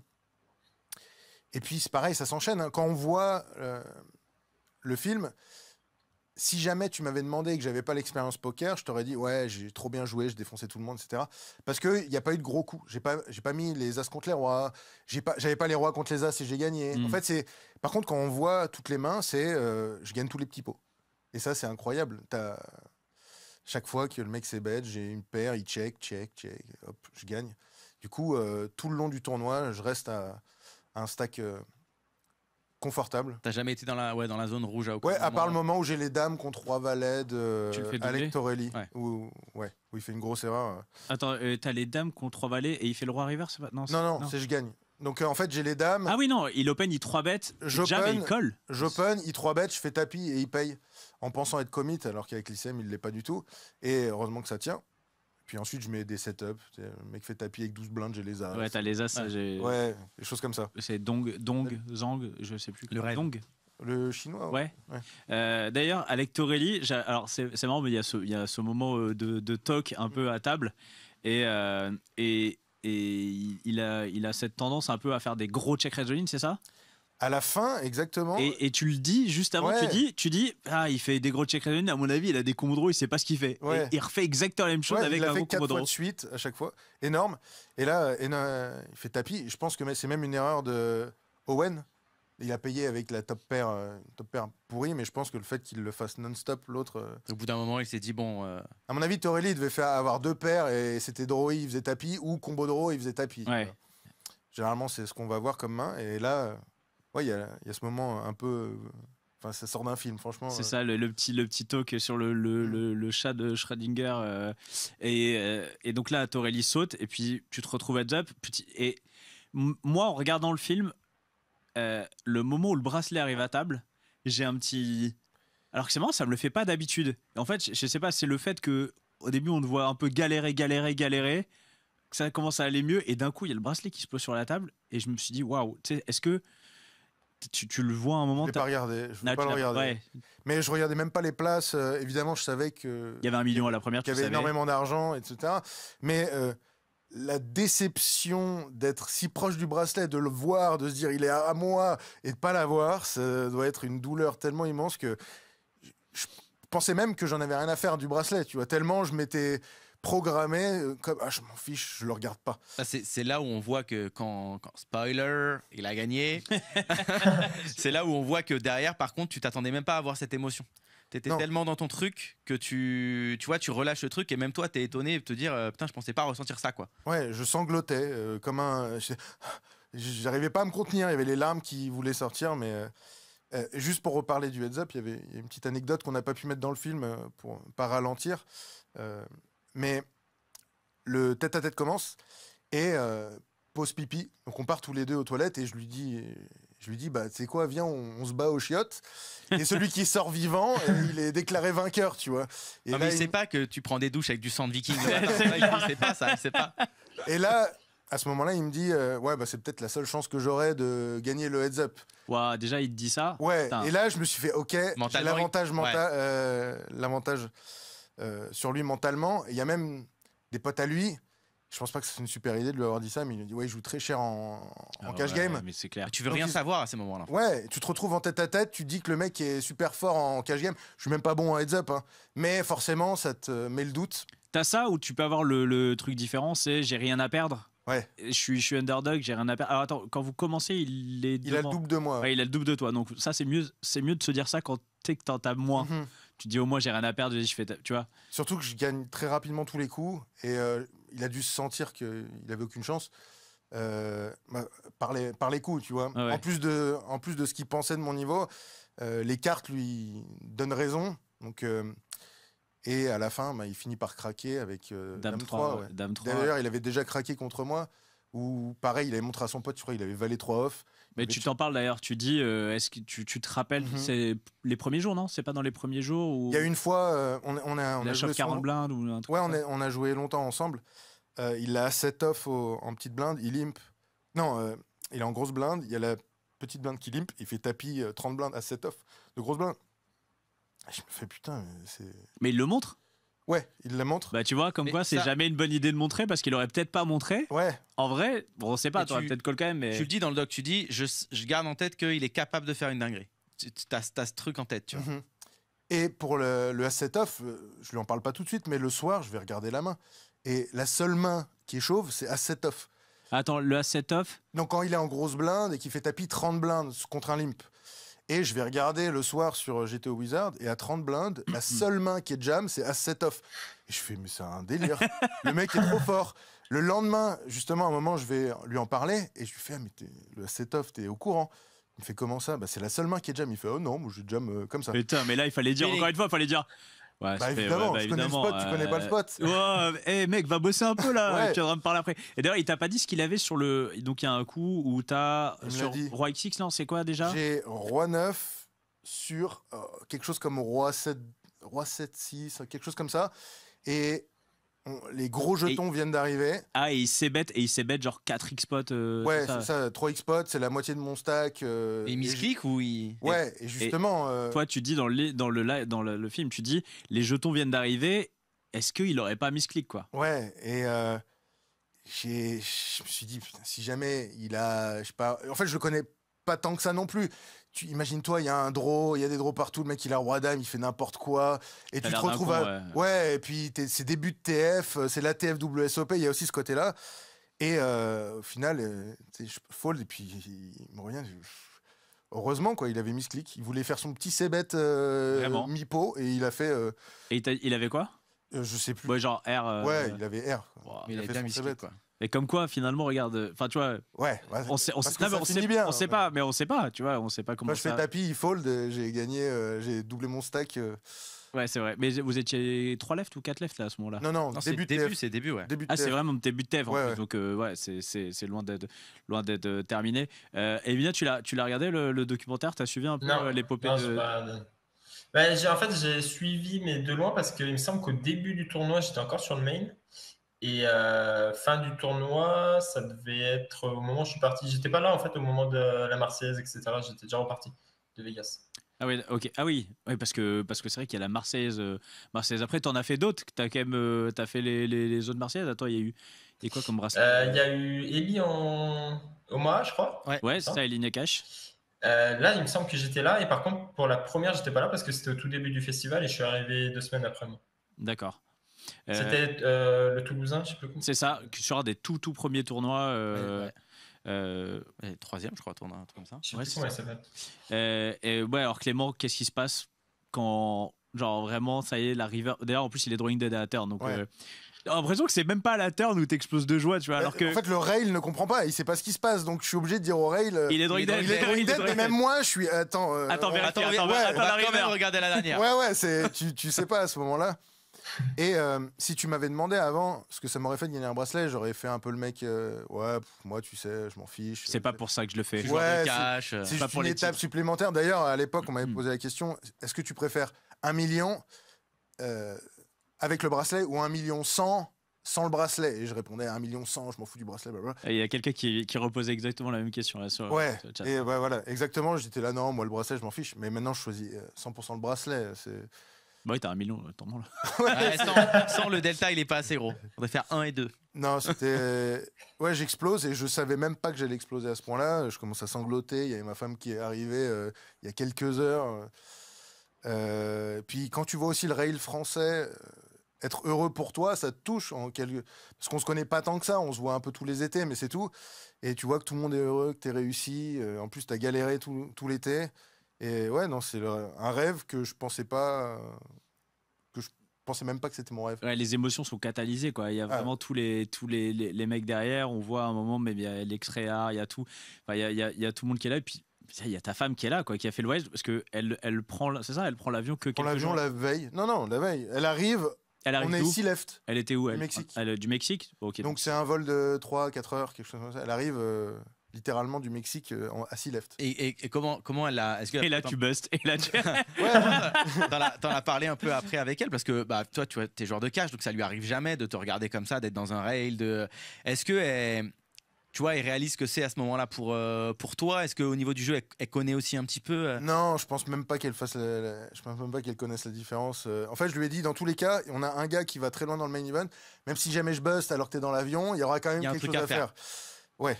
Et non, je lui dis viens, elle me fait confiance, elle sait que c'est quelque chose d'incroyable. Si jamais je lui dis de venir. Et ouais. Non, tu l'as dans les mains, tu le regardes, t'as le drapeau français sur les épaules, t'as ton moment où tu prends la photo, avec les cartes. Avec tous les gars. Enfin, c'est des choses que tu penses jamais faire. Et il y a surtout ce côté en tournoi où quand tu finis deuxième, il y a ce sentiment horrible d'inachevé. Ouais, exactement. Et quand tu gagnes, t'es sur juste ton petit nuage, tu peux rien faire de mieux, t'as tout fait.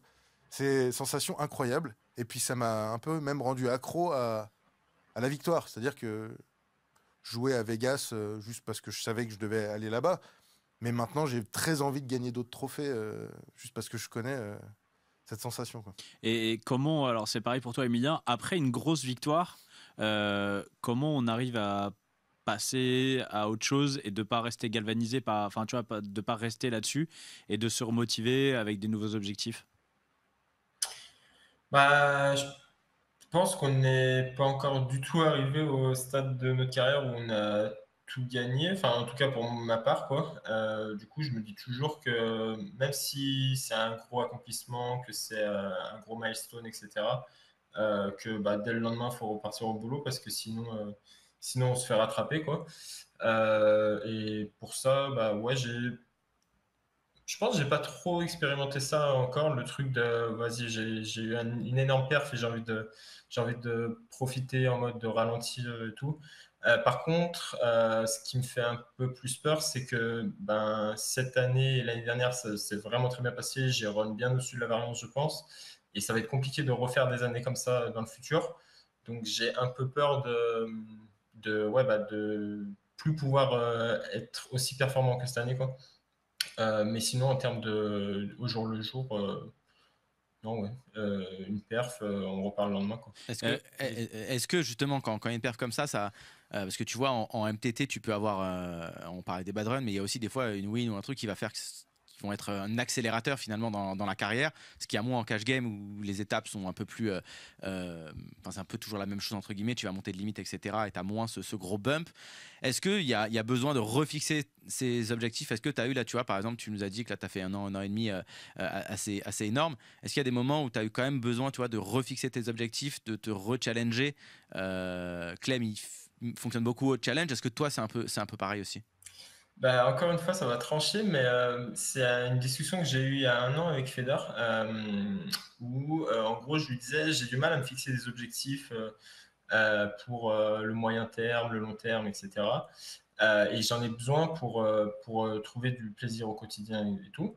Et en fait, on en a discuté, il me dit, mais en fait, j'ai l'impression que tu te fais un peu une montagne de te dire, il faut te fixer des objectifs, etc. Si tu es heureux dans ton quotidien, que tu fais bien les choses, que tu bosses bien, que tu fais ton volume, que tu fais tout correctement, en fait, il n'y a pas forcément besoin d'objectifs long terme. Tu as juste à te dire, je veux continuer dans cette route-là et essayer de faire un peu la logique des 1% au quotidien, comme dont vous parliez tout à l'heure. Et ça, c'est ce que j'essaie de m'atteler à faire depuis un an. Et ouais, là, j'ai pas forcément d'objectif, que ce soit moyen terme ou long terme, quoi. J'ai juste envie d'aller le plus haut, le plus loin possible. Et ouais, de continuer dans ce chemin-là. Une petite dédicace, il y a Wattels qui est dans le chat, Jérôme, qui nous dit putain, ça fait réfléchir niveau carrière le parcours de Clément. Il y a quelques années, on se voyait des parpaings en NL200, Clément et moi, et moi il y a 10 minutes je continuais à en envoyer pendant que Clément lui a un peu plus évolué que moi. Ouais. En même temps, toi t'as acheté des bitcoins en 2014 aussi, hein, donc ça va aussi. Toujours un wine les mecs. C'est clair, c'est incroyable. En plus il m'a pris un... il m'a trop bête. Ouais, tous les deux, vous êtes fait un petit kiff après vos gros gains. C'est quoi? Est-ce que vous êtes fait déjà un gros kiff après une grosse perf? Non, j'ai pas voulu comme dépenser quelque chose de ridicule. Je me suis acheté une montre que je voulais, elle coûte 5 000 €. Donc, ça va. Non, mais quand tu prends un M, le mec il va te dire je me suis acheté une caisse à 150 000. Tu vois. Oui, une montre à 50 plaques. Ouais. Ça va, t'as été soft. T'as fait 5K, t'aurais pu faire plus, quoi. Ouais, je trouve que c'est celle-là Non, c'est pas celle-ci. Ok. C'est quoi? C'est une Rolex avec un dial, je sais pas comment on appelle ça en français, Tiffany & Co. C'est la violette? Non, c'est pas ça. Non, c'est la verte. Bleu-verte. Ok. Et donc t'es pas sputard de base. Non, ça me met mal à l'aise. Pas trop matériel. Par contre, j'ai beaucoup investi dans le coaching ou des choses comme ça autour du poker. Mais non, je me suis acheté une vieille Sentra 2007 à 3000 balles pour me balader au Mexique. Tu fais toujours de la batterie ou pas? Non, j'ai tout arrêté. Ah, carrément, tu t'es arrêté? J'ai tout arrêté. Je me suis dit, ça se trouve, il s'est acheté une belle batterie et tout. Rien du tout. Non, rien du tout. Toi, Emilien, le kiff? Toi, Emilien, c'est quoi le petit kiff? Je me suis acheté un micro-ondes derrière, il est derrière, il est énorme. Non, bah moi c'est un peu comme Clément, je suis pas du tout dans le côté dépensier ou matériel. Après, ce qui est cool, c'est que du coup, quand on part en voyage ou sur les restos, les sorties, bah on regarde un peu moins qu'avant, quoi. Là, je pars du coup 1 mois en Argentine à la fin de l'année. Et je vais plus me faire plaisir sur des expériences, quoi, que sur le côté matériel. Oui, tu pars faire un gros road trip, c'est ça, non? Ouais. En fait, c'est pas vraiment un road trip dans le sens où on n'est pas en sac à dos ou quoi, mais on va faire tous les spots d'Argentine. On va beaucoup bouger. Il y en a un mariage là-bas le 14 décembre. Donc ce sera un peu la fin du voyage, quoi. Comment tu vas faire tu vas pas pouvoir t'empêcher d'aller regarder un peu j'étais au Wizard là pendant 2 semaines.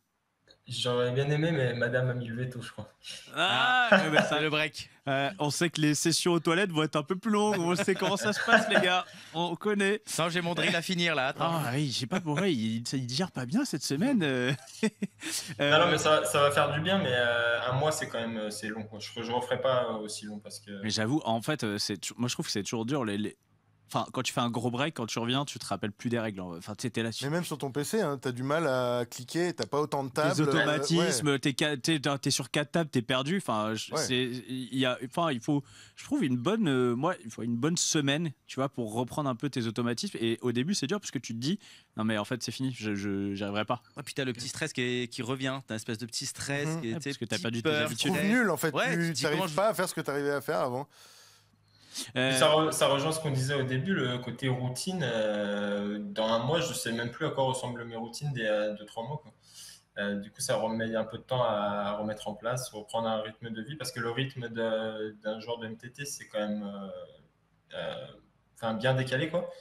Du coup, il faut arriver à se réacclimater aux horaires de sommeil, etc. Donc, je trouve qu'il y a un truc qui est sympa à faire, c'est avant de faire des gros breaks comme ça, tu te recordes pendant que tu joues.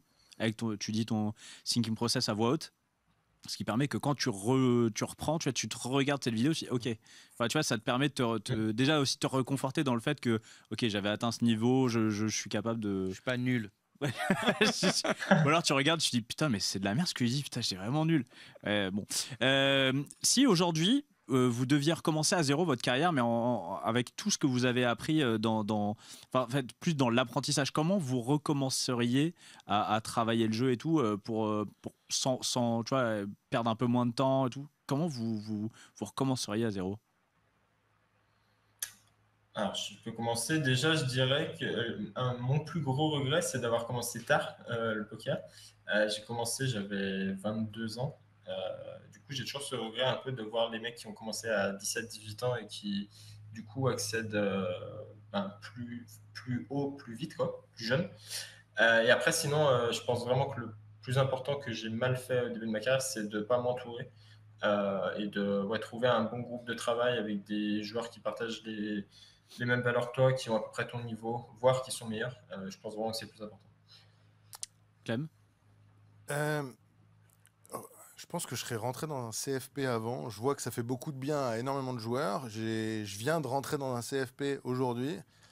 Toi, t'es rentré dans un CFP? Ouais, je suis rentré dans un CFP. Putain, c'est Inception CFP. Ouais, quoi. On peut dire lequel ou tu le gardes pour toi? C'est Guerilla Poker. Ok, donc de chez ah ben c'est avec comment il s'appelle, Yuri Peleg. Ouais, il y a plein de top monde de cash game dedans et Par contre, comment tu fais pour pas t'endormir quand il parle Yuri Peleg, franchement? Ouais, je l'adore. Non mais j'avoue, il est très très fort. des fois. Ouais, non mais moi ça m'ennuie pas du tout, j'adore tout ce qu'il dit. In this spot, il parle super bien. Je sais. Tu le fais super bien, c'est incroyable. Et je vois les joueurs qui sont passés par mon CFP, ça leur a beaucoup appris. Et je sais que moi, dans le CFP, c'est complètement différent. Je vois que j'apprends énormément aussi. Enfin, tu as juste des petits déclics. Tu entends des mecs jouer. Enfin, tu vois des mecs jouer. Et juste, il y a 2-3 phrases qu'ils vont dire pendant leur explication. Et tu veux, bah ouais, c'est évident. Puis une fois que tu l'intègres, c'est facile ensuite. Donc voilà, il y a ça. Sinon, je regrette absolument rien dans ma carrière. Je pense que c'était nécessaire d'être un peu un branleur et puis d'apprendre par la suite.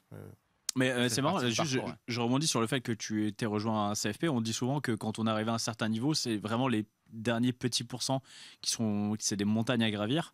Comment aujourd'hui, tu arrives à sentir que tu progresses encore? En fait, je sais à quel point je suis nul. C'est-à-dire que je sais ce qu'il me reste à faire, et je sais qu'il y a des montagnes à faire, mais c'est beaucoup de répétition. C'est travail brut. Donc là, j'en vois énormément d'heures juste là-dessus. Tu drills beaucoup, non? On te voyait, tu avais fait beaucoup de stories où tu faisais des drills sur GTO Wizard. Ouais, je trouve la stratégie, je trouve le bon sizing, je sizing par river, la logique, etc. Et ensuite, je drill et je travaille sur la réponse, etc. Ouais. Ouais, c'est deliberate practice, comme on dit un petit peu. Je voulais parler, on n'a pas parlé pour le moment avec Clem, mais là j'en profite parce qu'on est sur le CFP, mais il y a évidemment ATM.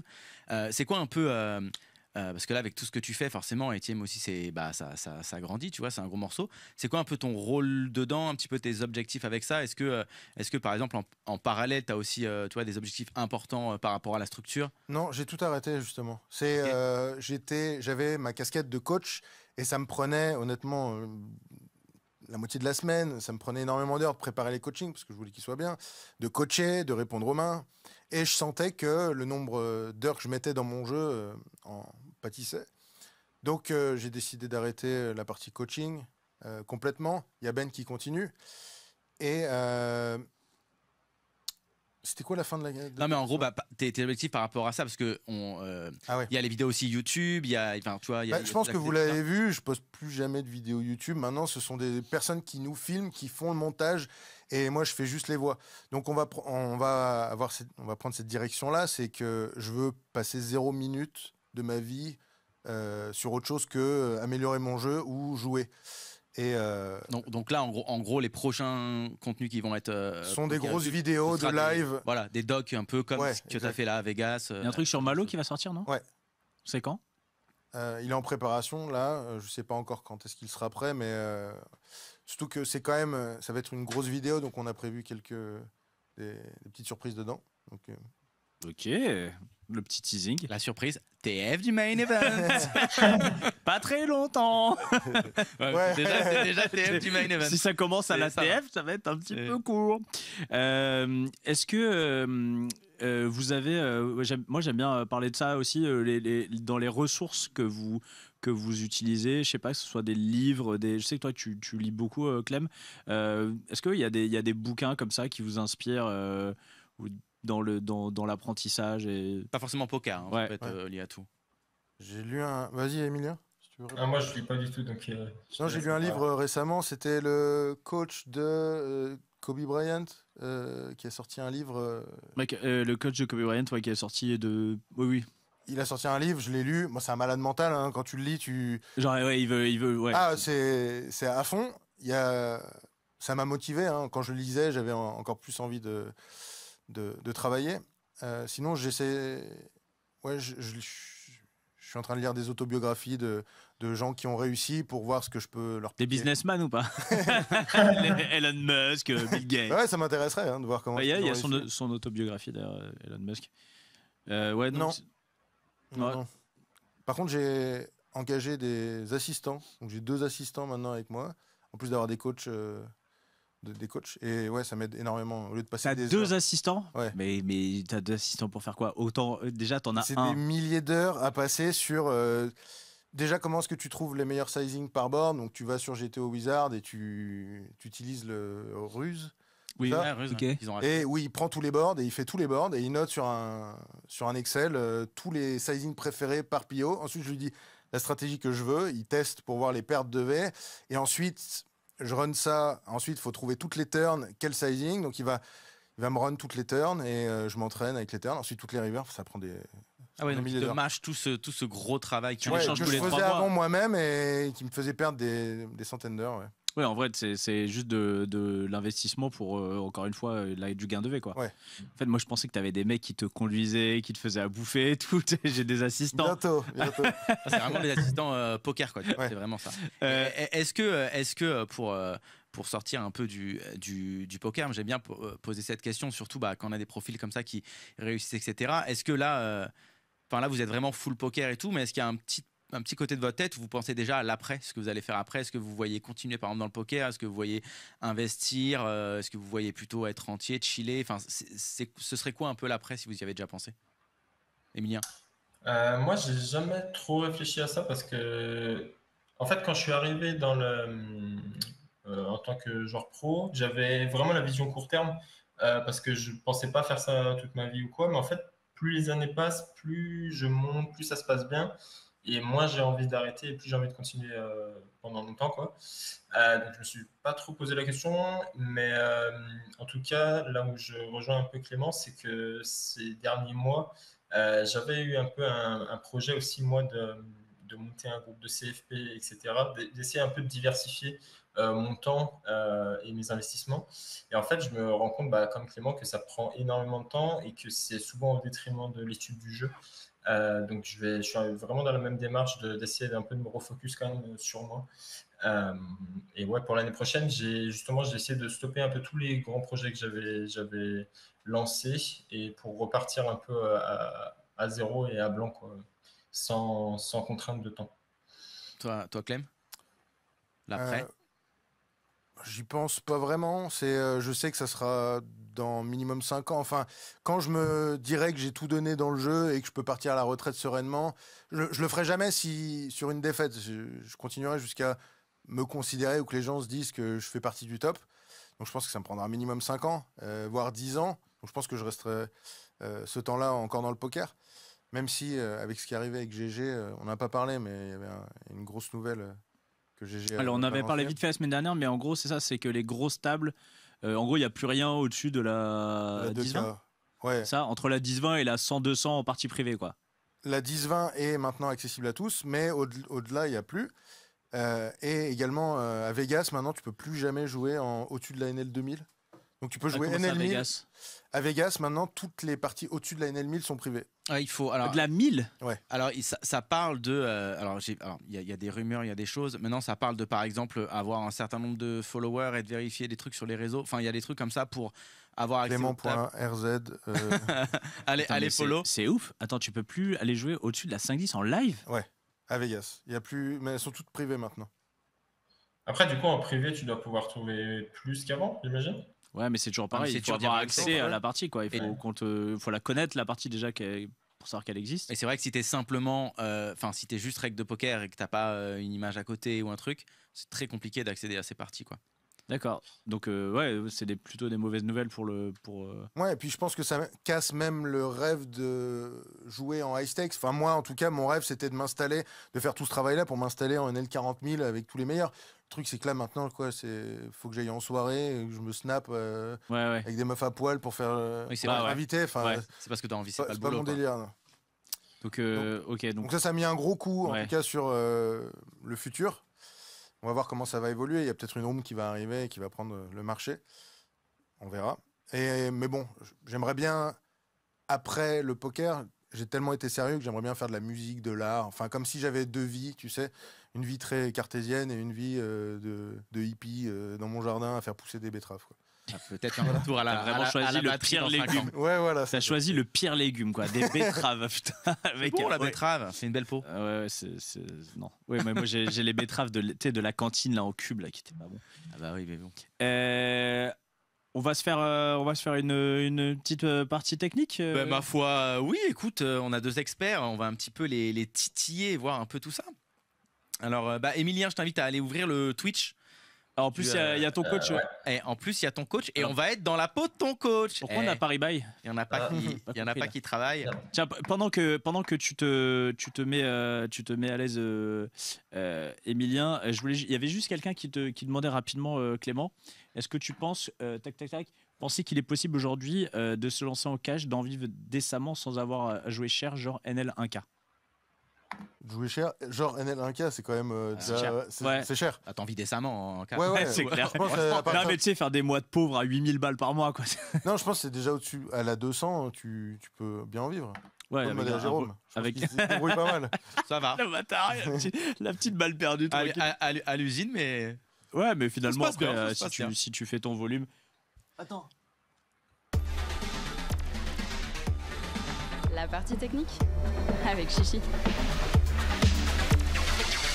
J'ai cru que t'allais l'oublier cette fois. Non, t'inquiète. Ouais, je l'avais un peu oublié. T'es mais- focus. Alors, on est sur les Tritons, le 150K 8 max. On est 3 left. Vous voyez les stacks. T'es toujours là, Emilien? Ouais, je suis là.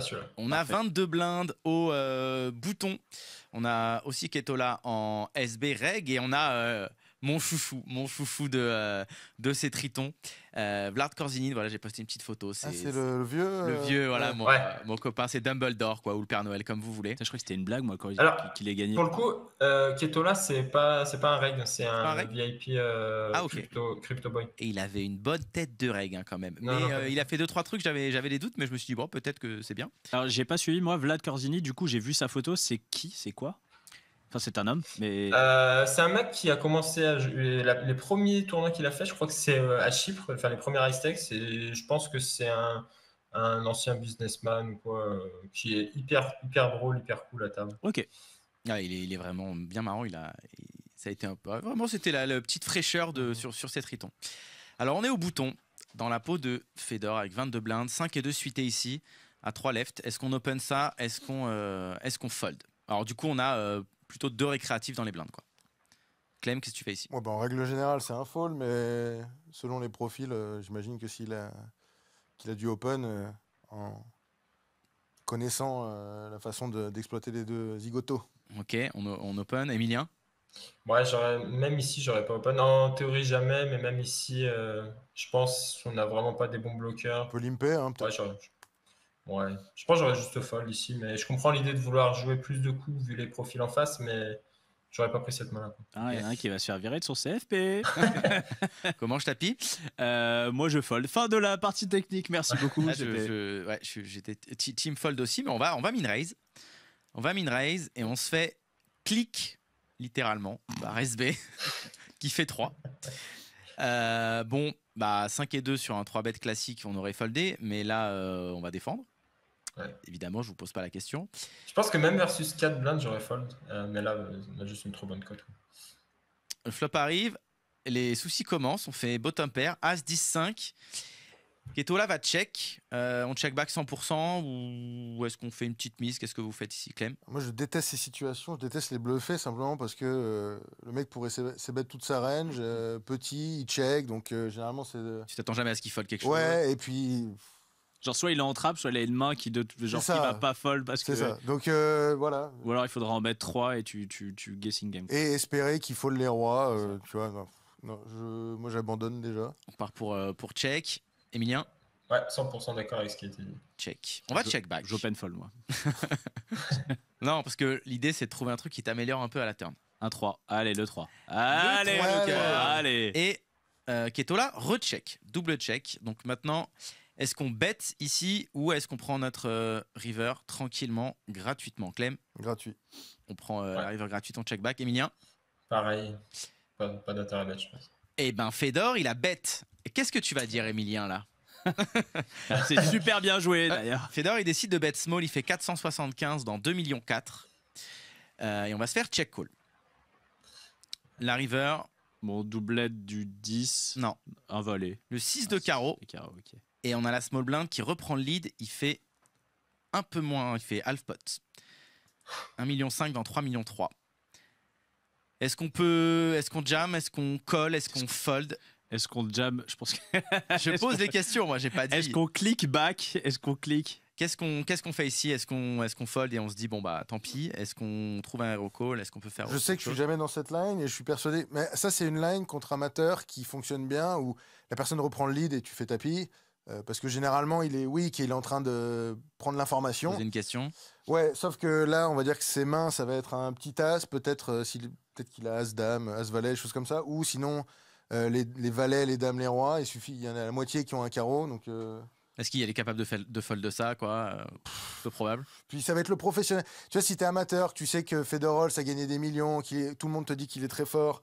Tu vas te donner des raisons de call à la fin. Ouais, tu vas moins respecter. Il suffit qu'il ait un carreau dans la main, ça va être encore plus une raison pour payer. Non. Enfin, moi, je fold. Pour fold, Emilien, hero call. Ouais, pareil, fold. Et encore plus dans la peau de Federer, je pense, comme a dit Clément, c'est important. Je pense qu'il aussi Ketola sait qui est Federer et je pense qu'il va pas du tout overfold ce spot. Quoi. Ouais. Oui, on a l'image, je veux me faire le pro aussi, je vais pas me faire own, il y a pas mal d'ego. Mais par contre, en cash game, ça fonctionne bien. Enfin, je pense que vous savez, sur moi, situation. Moi, des fois, j'ai trop de mal à me retenir dans ce genre de situation. C'est aussi. Parce que à faire tapis ouais. Non, mais je fais trop tapis, je pense, dans certains spots. Après, j'aime moins quand c'est flush close quand même. Je préfère que ça soit genre à 6 off, tu vois. 6 de carreau, ça me fait un peu. Là où j'aime moins ici, c'est ce que disait Clem au début du coup, c'est qu'un board où le vilain va quand même beaucoup ses bêtes et qui check, le récréatif fold plus trop des trucs derrière. Il a parce qu'il sous-représente sa main. Il s'est dit, j'ai checké là. Et puis ça change plus. Si c'est single raise spot, il check all donc. Là, c'est 3 bêtes. Check donc. Je pense que c'est une line qui doit être pas. Genre, mais il y a check all. Turn, donc check call donc je pense vraiment que ça doit être pas assez overbluff quoi. On est plutôt sur des folds. Bon, Fedor c'est sûr, Fedor il aime pas fold à mon avis, donc il a du call. Ouais, alors on a call, mais au niveau du showdown, est-ce qu'on a gagné ou pas? Clem, une main pour notre ami Ketola. Qu'est-ce que tu lui mets? Alors il doit avoir des informations spéciales parce que il devait se penser devant à la turn quand il a misé et maintenant quand il paye évidemment il se pense devant. Donc je pense que c'est simplement qu'on n'a pas les informations qu'il a contre l'adversaire parce que ouais. Moi, j'aurais jamais genre tu gagnes contre un dame valet qui genre il te rebête un peu. Ouais, qui clique, qui s'ébête pas. C'est un peu perdu. Allez, une main, donne une petite main pour la SB. Roi 7. Roi 7, ok. J'ai pas dit si on avait gagné ou perdu. Hein. Emilien? Je vois bien un truc du genre. Tu l'as joué Ketola d'ailleurs, toi? Ouais, mais pas très longtemps. Je vois bien un 10x en vrai. Un 10x? On a l'air d'un coup, putain. Ok. Et 6 et 7. Mais ça peut être. 6 et 7, tu vois, ça a l'air. C'est 6 et 7 qu'il a. Et 6 et 7. Non, alors que moi, c'est la partie technique où qu'il a roi dame de carreau. Je vous le dis, les gars, je vais pas me faire avoir comme toutes les semaines. Alors, on a payé. On va voir la main. Est-ce qu'on a gagné? Est-ce qu'on a valet perdu? Wow. Il avait 2 valets avec le valet de carreau. Mais tu vois, c'est exactement la main qu'on pensait qu'il avait. C'est ça. Où il pose la question river. En fait, il sait plus où il est. Il se dit, bah, bête, on va voir quoi. Ouais, je pense que la seule option c'était de faire tapis. Enfin, je pensais même que quand Federer bêtait small, la turn c'était pour faire tapis, overbet, river. Mais là, apparemment, il bêtait juste parce qu'il pensait être devant. Et c'est marrant parce que du coup, l'autre, ça lui a fait un beau souvenir aussi. Hein. Oh, je l'ai own. Ouais. Je l'ai own. Vraiment own. Hein. J'ai vraiment own. C'est clair. Bam. Allez, on passe en cash game cette fois-ci. On est en 200-400. La limite. L'objectif de Clem de se poser là-dessus, mais tous les jours tranquille. Du coup, attends, parce qu'elle y est plus, c'est une table qui n'existe plus du coup. C'est une table du coup qui n'est plus là. Attends, Daniel, il y a Kalajuro. C'est récent, hein, c'est Ivan Galinek. Ok, ouais. Kala-Djordjevic, Clément, c'est un règle cash game ou MTT? Je le vois en MTT des fois. Ouais, c'est un règle cash game, mais je le vois pas très souvent. Il est peut-être un peu en dessous des autres, mais je suis pas sûr. Galinek et Galinek par contre on le voit tout le temps et on va être dans la peau d'ailleurs de Galinek contre Kalajuro. On a 8 et 7 off ici face à un open 2.5 du il y a une ante ou pas? Il n'y a pas d'anté là, on est sur une 200-400, pas d'anté. Est-ce qu'on défend ce 8 et 7 off? Est-ce qu'on fold? Est-ce qu'on fait autre chose? Call pur. Ok, on part pour call. Emilien? Ouais. Alors, je suis vraiment pas bon en cash game, mais oui, je pense que on va te laisser répondre avant alors du coup. Ouais, on va te poser la question avant. On call. Le flop arrive. Bon, à la limite, au niveau du flop, il n'y aura pas une question trop difficile. Donc le pot, il est un peu plus gros, il manque la big line. Il fait 2200. On check et notre ami va c-bet. Il fait un gros sizing. Il doit faire cher ici. Il fait 3 quarts. Enfin, ça fait très cher. Check call tous les jours avec top pair. Est-ce qu'on check raise de temps en temps? Il va avoir un peu de check raise. Ouais, vas-y. Non, j'allais dire, je pense que versus small, j'aurais check raise genre 50% du temps, quoi. Peut-être un peu moins. Et là, par contre, sur big, je vais juste le call pur. Ok, Ok, Clem. Ouais, mais c'est un flop, on peut faire un peu ce qu'on veut. Généralement, du moment où tu bêtes un peu cher, c'est ok. Je pense qu'il doit avoir un peu d'overbet aussi, peu de possible là-dessus. Donc son sizing est bon. Je pense que les check raise vont plutôt venir de peut-être 5 et 4, des mains comme ça, 5 et 6. Peut-être 3 et 4. Mais 8 et 7, je paye. On part pour Yes. call. Comment je Allez, call. allez. On call, on voit la turn. Il a fait combien? Il a fait 90, enfin, pas Il loin. fait Non, il fait 75%. 75, ouais. Parce que le pauvre, c'est 75. 2002. Il Ok. fait 1007 dans 2002. Bon, bah celle-là, il va la mettre 100%. Turn, le pot fait 5005. On check. Il va pot, non, j'imagine. Il va pas overbet, Non. non Il va pas pot. 75%. Ouais, j'allais dire, il va pas overbet. Ouais, il fait 80%. On recheck call tout le temps. Est-ce qu'on trouve des folds ici? Emilien, Non. qu'est-ce que tu fais? On call? Je pense sur ce size, c'est quasi un call pur. Je pense qu'il peut utiliser un plus gros size que ça, j'imagine. Tu préfères utiliser sizing parce qu'il y a beaucoup de mains qui vont vouloir continuer à miser. Par exemple, il y a T8, paire 9, paire 10. Et généralement, sur les overs, lui, il en a beaucoup plus que toi. Parce qu'il va c'est-bet les dames 10, dames valet. Toi, tu vas un peu plus les fold. Du coup, il peut continuer à merger un peu plus, quoi. Ouais. On va payer. Et on va voir la river. On sait qu'on va s'en prendre une. On va s'en prendre une. L'as de trèfle. Et on va s'en prendre une belle puisqu'on va check. Et il va faire tapis. Donc on a un petit priori, c'est quasiment 4 fois pot. La séquence standard, quoi. Séquence assez classique. Maintenant, l'idée, c'est est-ce qu'on a un bon candidat pour hero call ce spot ou est-ce qu'on fold et on passe à la main d'après? Emilien, t'as check call big flop turn et 4x spot river quasi. Qu'est-ce que tu fais? Je pense que je fold ici. Le truc, c'est que. Après, c'est une range bouton. J'imagine qu'il faut call de temps en temps des 8x. Je pense que les meilleurs 8x à call, ça va être genre les 8 et 2, 8 et 4, 8 et 6. 8 et 7, c'est un peu close, mais je préfère call genre ces candidats avec un bloqueur low plutôt que genre valet 8 ou roi 8 qui bloquent un peu plus ses bluffs. Mais dans tous les cas, c'est au mieux V0. Et je pense quand même qu'ici, c'est un pur fold sur ce size. On a d'autres trucs à call avant. Fold, Clem? Bah, de toute façon, si le mec est équilibré, ça va être un jouable. call. Ouais, ça va être Les pièces. Ouais. Les values vont venir des brelans, donc ça veut dire As-Dame. Je pense qu'il y a le As-8, il y a les 3, les 5, les 8. Et les bluffs, je pense que les meilleurs, ça devrait peut-être être quelque chose comme Roi 4, Roi 2, des mains comme ça. Il doit y avoir un peu de Valet 10. J'ai l'impression qu'on. Enfin, moi, c'est le genre de situation où si j'ai 0 info sur le mec, je vais randomiser 20% et puis tu peux rien faire d'autre, disons. Je pense que si jamais je le connais pas, je folderai pas pur ou collerai pas pur ce genre de situation. Mais ouais. Voilà. Pas Okay. super intéressant. Comment ouais, pareil, hein, je pense que tout a été dit. Je sais pas, ouais. Je réfléchis, qu'est-ce qu'on va avoir de. Quels sont les combos qu'on peut call? Qu'est-ce qu'on va call, nous? On a encore un peu des As-2, As-4, j'imagine. Non, on a fold, tu fold turn. Tu fold turn? Pur? Bah ouais, tu fold pur turn une fois qu'il a pote. Mais c'est surtout que As-2. Parce que je pense que les As sont pas un jam river, ça va plutôt être. Enfin, les As sont censés avoir le sizing un peu plus small. Ouais, à sa place, c'est 2 paires brelans, quoi. Ouais, et je pense même que c'est des bonnes 2 paires. Peut-être. Ouais, je pense à 5 As-3, tu peux quand même. Donc, qui nous, en fait, ouais, non, je pense on doit avoir des. Est-ce qu'on n'a pas des dames 5 qui vont call on a encore, tu vois, genre des dames 5, dames 3 qui vont genre pas raise turn. Ouais, ça fait 4 combos. Mais parce que je vois pas trop ce qu'on colle à part. Après, il y a 8 et 7, finalement, on bloque 6 et 7 aussi qui va. Ça fait un. Tu vois, j'ai pas envie de call ça, je pense. Donc je vais fold. Alors pour fold chez Comanche, Emilien fold. Clem il jette la pièce. On verra de quel côté. Emilien, tu fold. Quelle main tu mets pour Kala?